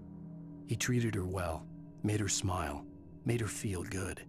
But Rusty wasn't the prince of her dreams, and that tended to underline the unbearable truth. She was no closer to that Hollywood magic than he was.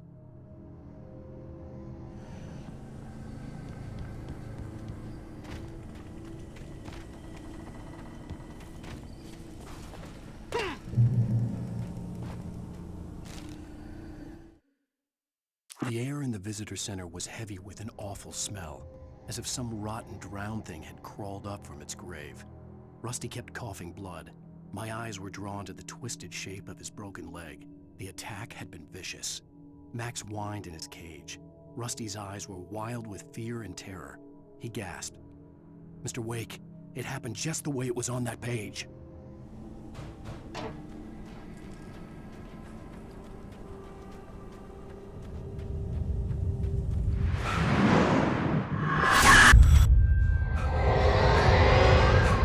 The vision left me weak. This was no head injury.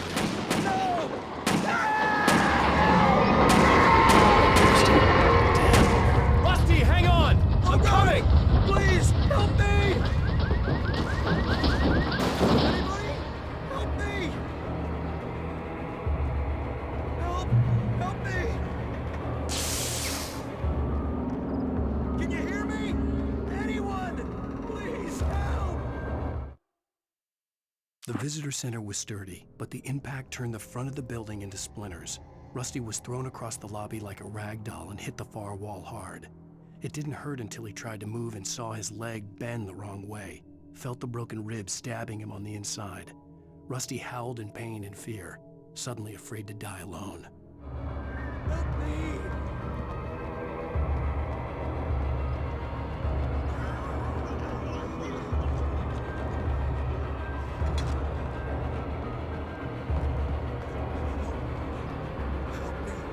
Somebody.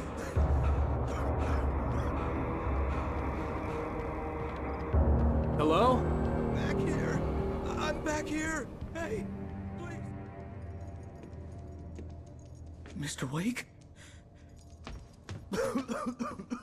Oh, hell.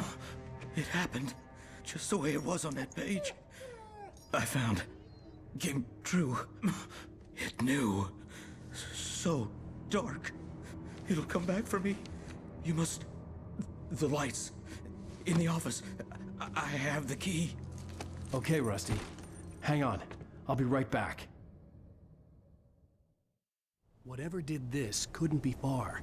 Rusty had found a page from the manuscript. It would help me understand what had happened.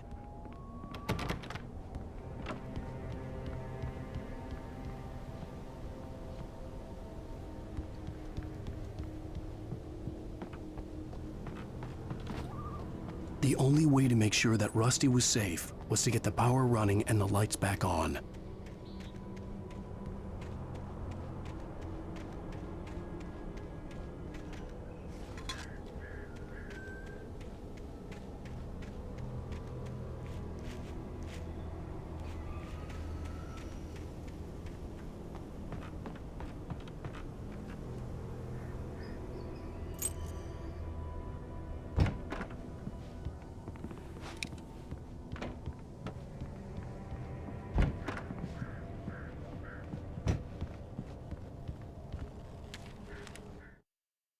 At the last instant, I changed direction and threw myself down. The axe splintered the trunk of a tree. I stumbled into the pool of bright light. My lungs burned. I was too exhausted to move. I tensed as I waited for the killing blow, but it never came. I raised my head. Nothing moved in the darkness beyond. For the moment, bathed in the cold light, I was safe.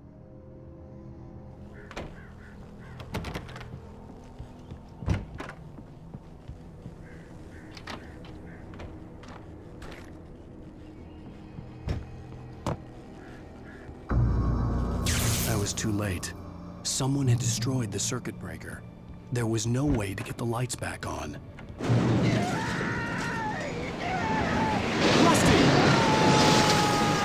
ground was covered with oily patches.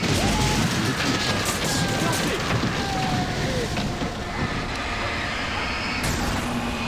I just need hunting licenses.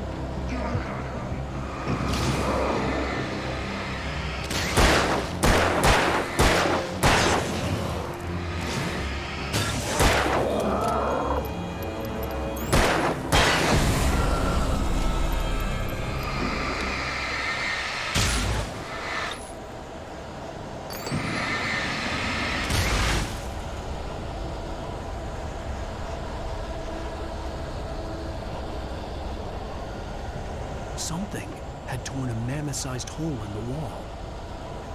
Please! Don't feed the animals!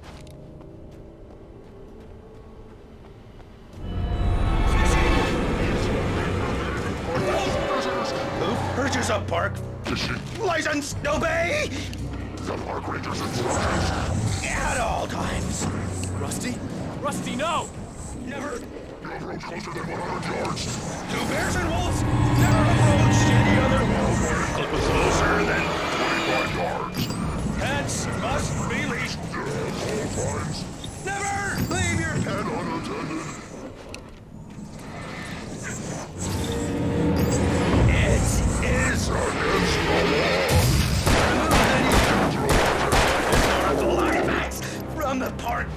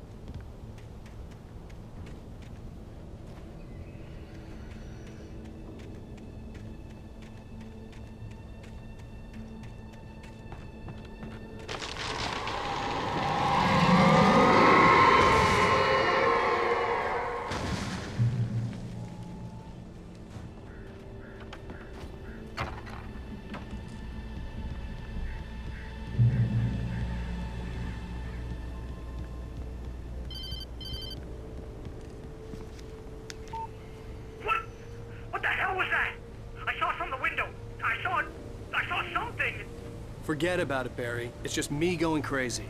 Oh, jeez. Oh, jeez. You're not crazy. I wish you were crazy, but you're not crazy. Ow, be careful. Stay in the cabin. Don't open the door for anyone. I mean it.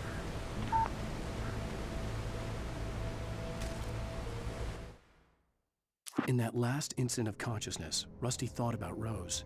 He was older than she was. Rose was barely out of her teens, but she made him feel young and forget what a train wreck his long-dead marriage had been. He still wore the ring. He'd been waiting for her to tell him to take it off. Now she never would.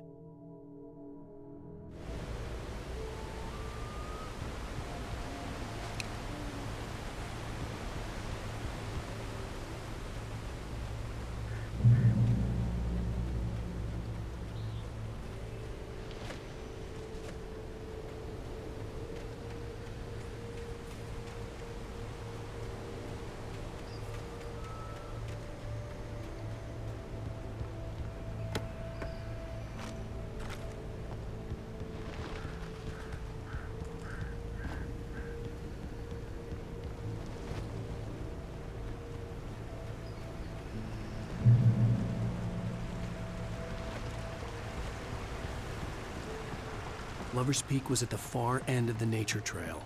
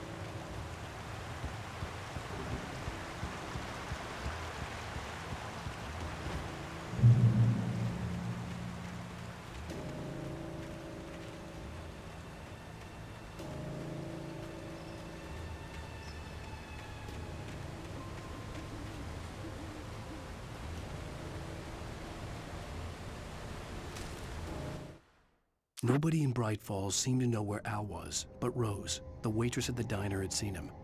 From what Barry could tell, Al pretty much fell off the face of the earth when he left the diner. Rose was just the kind of fan that Al hated, but she really tried to help. She was smart too, knew a lot about what was going on in the town, knew a lot about Al, even knew who Barry was.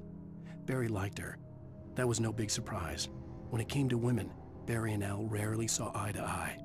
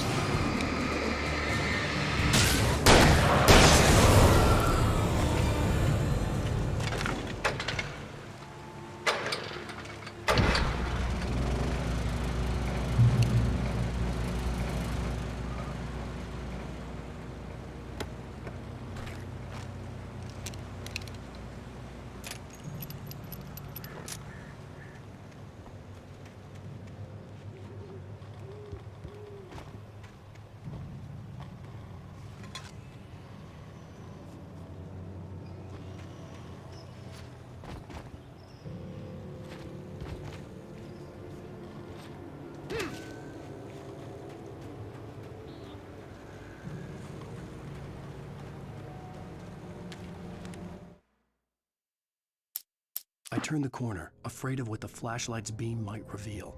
Suddenly, a roughly painted symbol of a torch glowed in the light. Behind it, hidden by a rock, sat a battered metal trunk. It was here for a reason, packed with supplies, batteries, flares, ammo, things you need to make it through the darkness of the night. Something left behind by someone who knew what I knew, and more.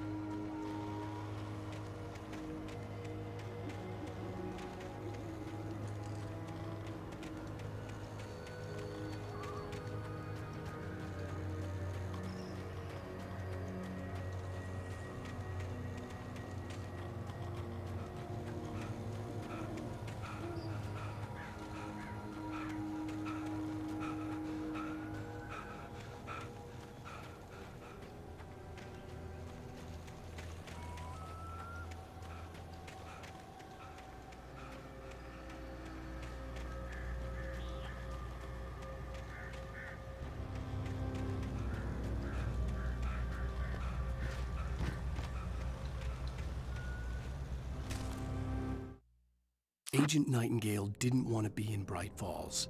These little communities revolted him, and he didn't like the trees or the coffee. He now knew that impossible horrors lurked behind the storefronts and smiles. He desperately wanted to turn the car around and just drive until he passed out or ran out of road and booze. But he had a job to do. He had a rider to catch, at any cost.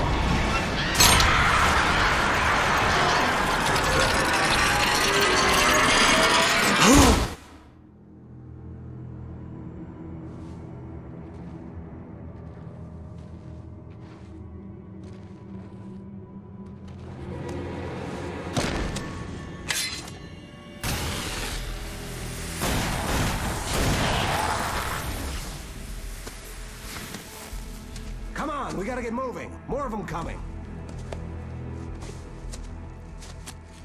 That flashlight's kid stuff. The flares won't keep the bastards away.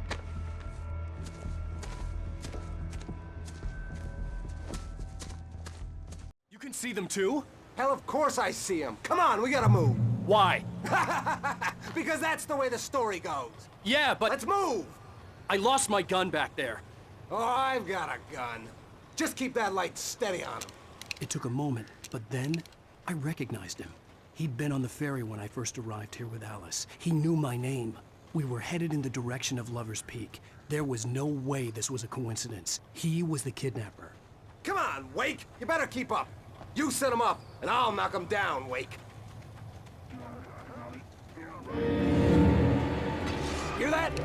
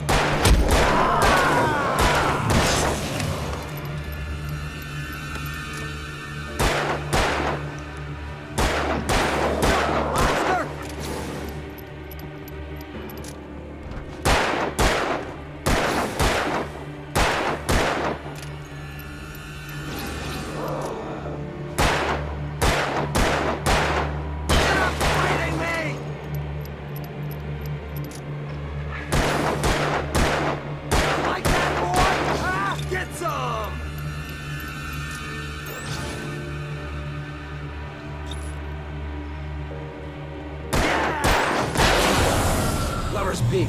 Right up these stairs, Wake. Use the flares from the emergency box to hold them off while I get these boards off. Give me the gun. Yeah, no can do, Wake. Are you kidding? Give me the gun! No time for back talk. Hold them off, damn it.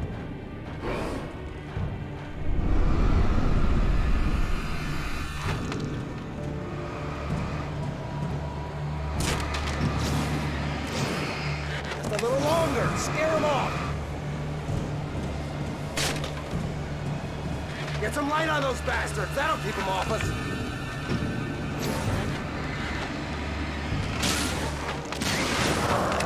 Just a little longer. I almost got it.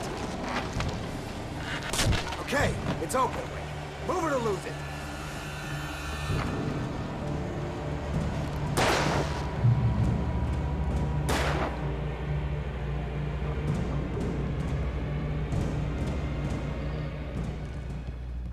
Oh, you feeling better now, Wake? All cozy and safe. Better get ready. They'll be on us soon.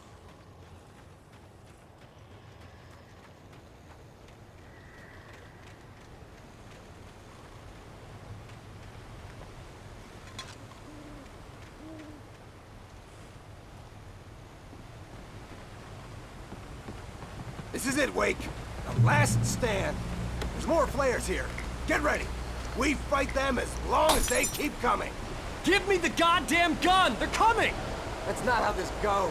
Get with the program, Wake.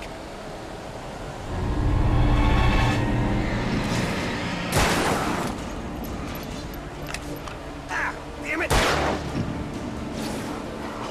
That's right. You just keep coming. Just die already, die! Pow! Bullseye! Stop moving! That's what I got for you!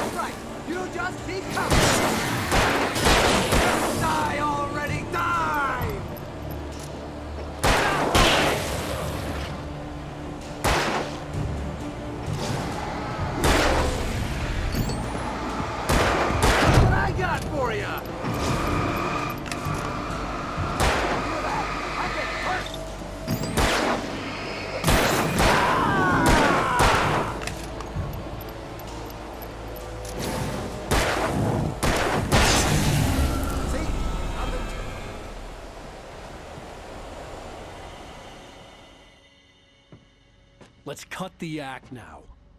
Where's my wife? I knew you were gonna say that. I read it all before. You're a hell of a writer. Congratulations. You're gonna bring about something glorious and terrible once we get you some proper editorial control. What the hell are you talking about?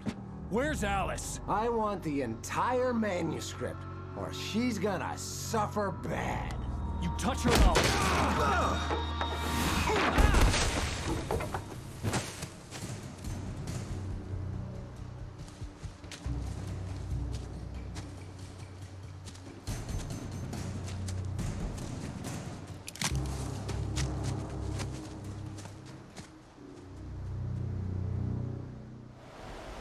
You're gonna give me the manuscript or you'll be sorry. No! Come back here! I swear I'll kill you if you hurt Alice! Do you hear me? Come back here! He had Alice, and he wanted the manuscript because he thought it held some magical power.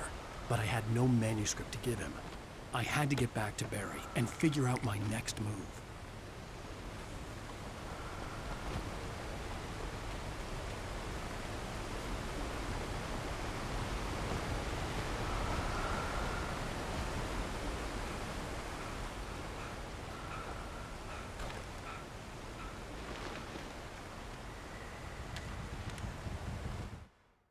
On more than one occasion, Alice had tried to explain to me how it felt to be afraid of the dark. To her, darkness wasn't simply the absence of light, but something more tangible than that. It was something you could touch and feel. Worse than that, it was something with a mind of its own, something malicious and malign. For her, things changed when they were wrapped in darkness. They turned into something else, something foreign, and nothing was safe or innocent anymore. I'd never really understood what she meant. Until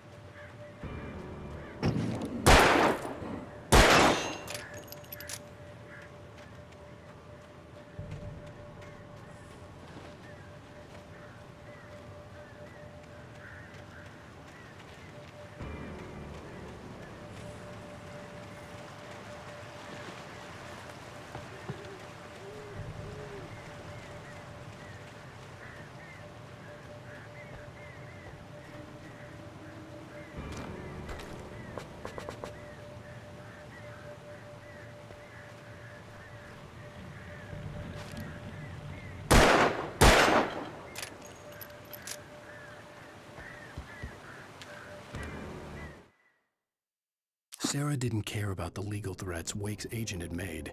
She let Wake go without argument, because there was something about him she couldn't quite put her finger on, something that reminded her of her father. She didn't think Wake would hurt his wife. Then she thought about the way he waded into Hartman, that hair-trigger rage flaring up without warning.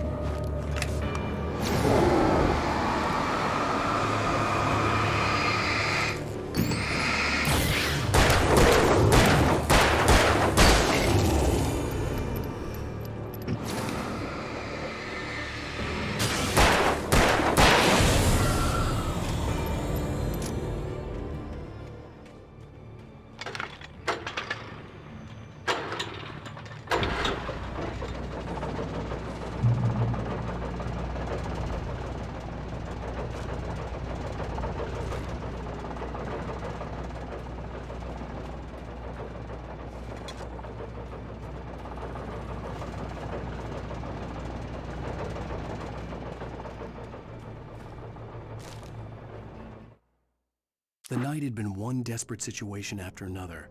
I was exhausted, and my body felt as though it had been chewed up and spat out. The flashlight was heavy in my hand, and each pull of the trigger sent a painful shock up my arm. But I was finally out of the woods, and things were looking up. That's when I heard the chainsaw.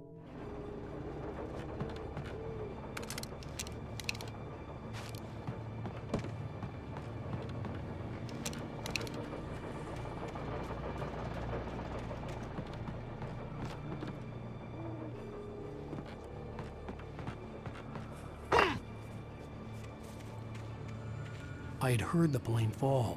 It made no sense. It was clear that it had just fallen here, but it was very old and obviously hadn't flown in decades. Looking at it sent a shiver down my spine.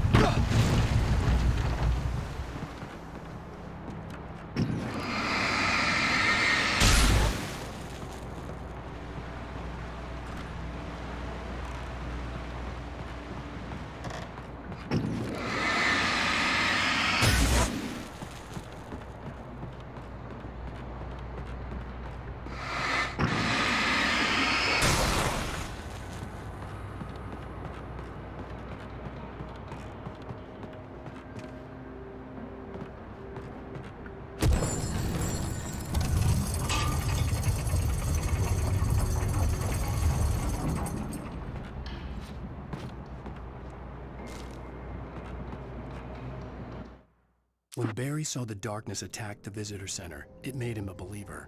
The men Al said he'd shot, they hadn't been just locals on crank. Somehow the world had changed, like the channel had been switched without warning. You think you're watching a sitcom, and you're really watching a horror show. When the birds started attacking the cabin, Barry wasn't surprised, just terrified.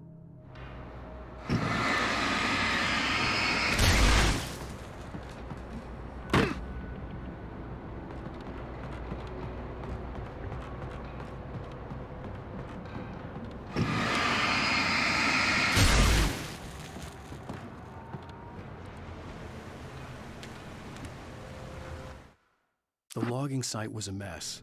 The modular office had been pushed off the cliff. Deputy Thornton climbed up from the wreckage excited, breathing hard from the exertion. Nobody there. It's weird. Don't you think that's weird? Bored, Mulligan let out a mighty snort.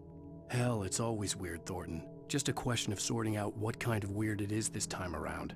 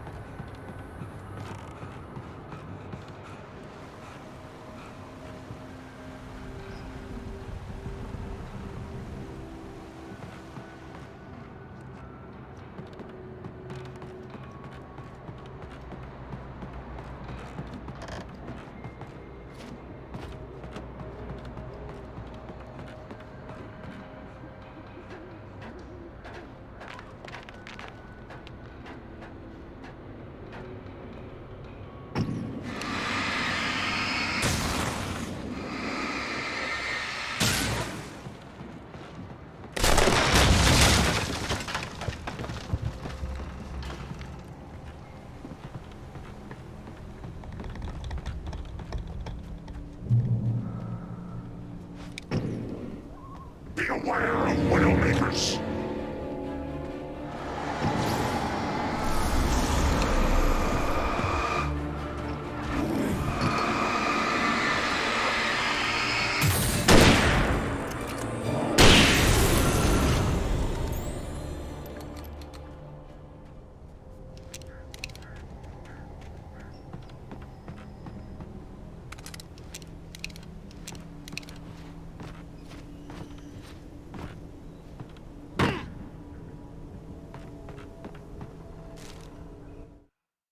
Shadows stirred and the wind picked up as I ran through the forest. I felt the dark presence turning its gaze toward me. Then the moonlight was blotted out by dark shadows that raced violently across the ground, moving too swiftly to be natural. Darkness gathered between the trees and melted again to reveal the Taken. No natural path had brought them here.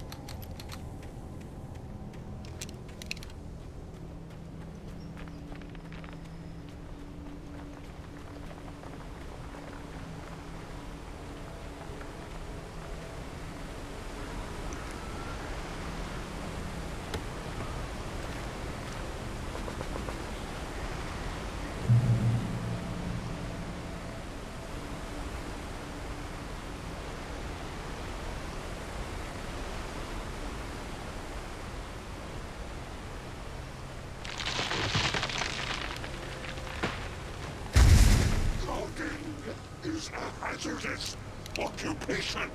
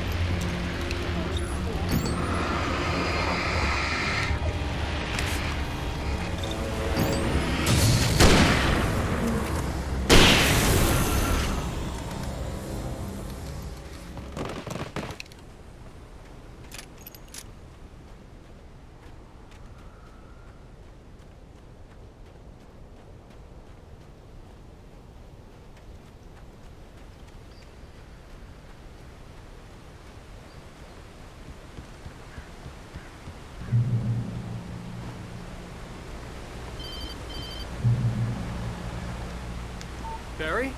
Ow! The porch is covered with birds. They've got all Hitchcock on me. Stay out of sight. I'm on my way. Don't open the door. What am I, crazy? Stay hidden. I'll be there soon. Just make sure you keep the lights on.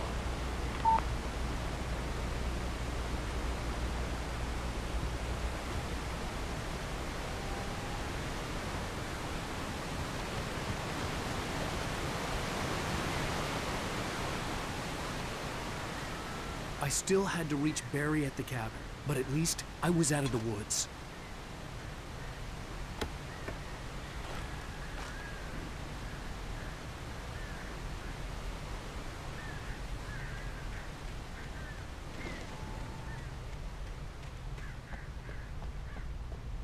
I'd have to get the car from the locked garage. It would get me back to Barry faster, and the headlights were a welcome bonus.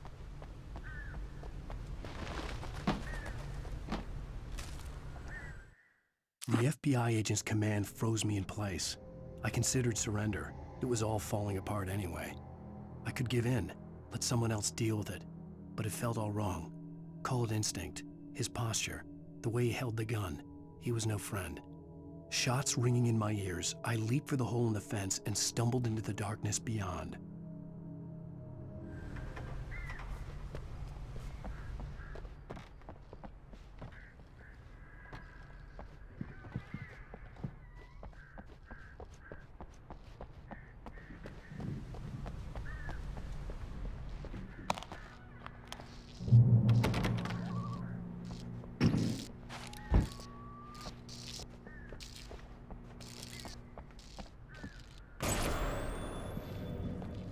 A story is not a machine that does what you tell it. A story is a beast with a life of its own. You can create it, shape it, but as the story grows, it starts wanting things of its own. Change one thing and you set off a chain reaction of events that spreads through the whole thing. The characters have to be true to themselves. The events need to follow a logic that fits the story. A single flaw and the magic is gone. The story dies. Alice dies. You can learn about nature and yourself.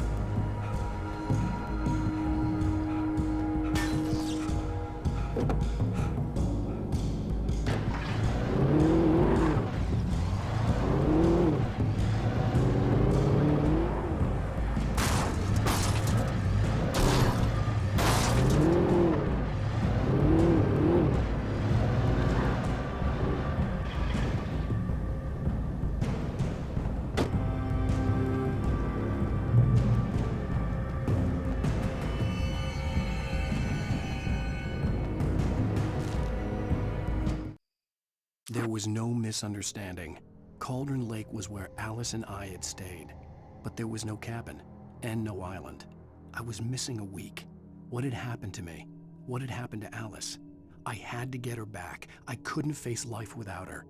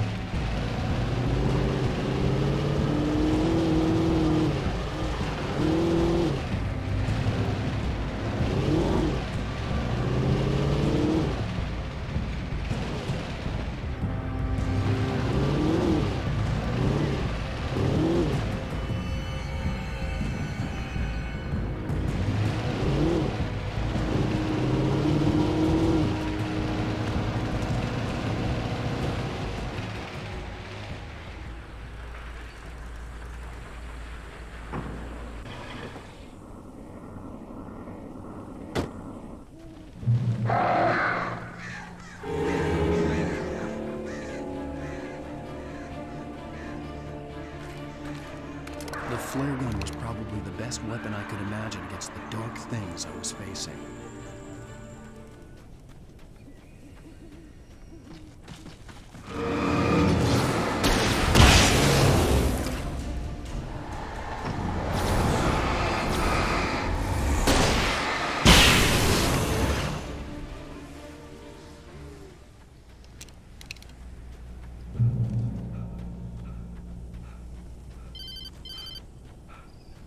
It was the kidnapper. You son of a bitch! Where's my wife? Enough horseplay, Wake. You deliver the manuscript, and you can have your woman back. Simple as that. I don't... Listen. I'm gonna need time to finish it. I still need to write the ending. I need a week. It's not done?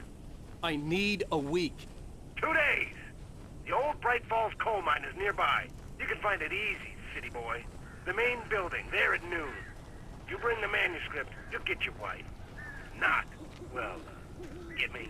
Yes, I get you.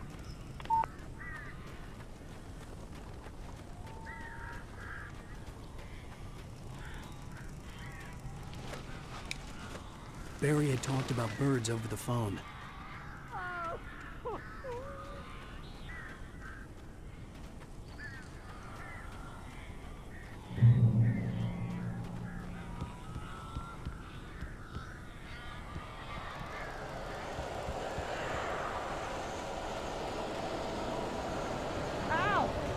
I am so glad you're here.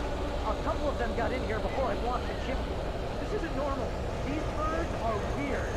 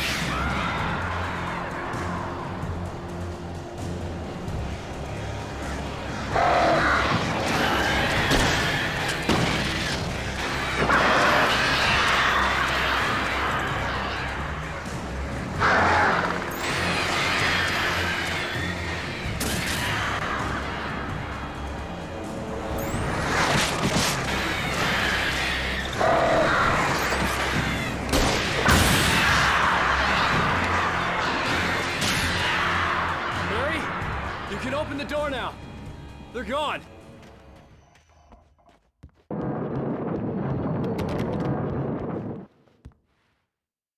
Hey, Al. I'm sorry for thinking you were having a psychotic episode, man. I sent Barry to the town to ask around about a man fitting the kidnapper's description. He'd go through the archives of the local paper. Perhaps he could learn something. Anything about the island and the cabin that had disappeared. The man wanted a manuscript. I had to try to write him one to get Alice back.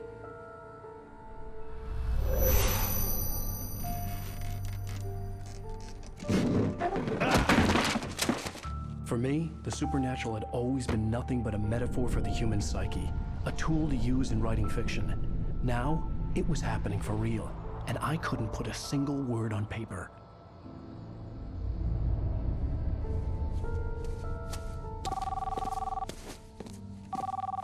Barry Wheeler speaking. This is Rose. Rose? I found Mr. Wake's pages. Oh, you sweet, brilliant girl. Could you and Mr. Wake come get them? I live in the trailer park outside the town. We'll be there in less than an hour. Bye now. See you soon.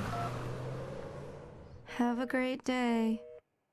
Hope you come back soon. Welcome to the Oh Dear Diner. Good girl.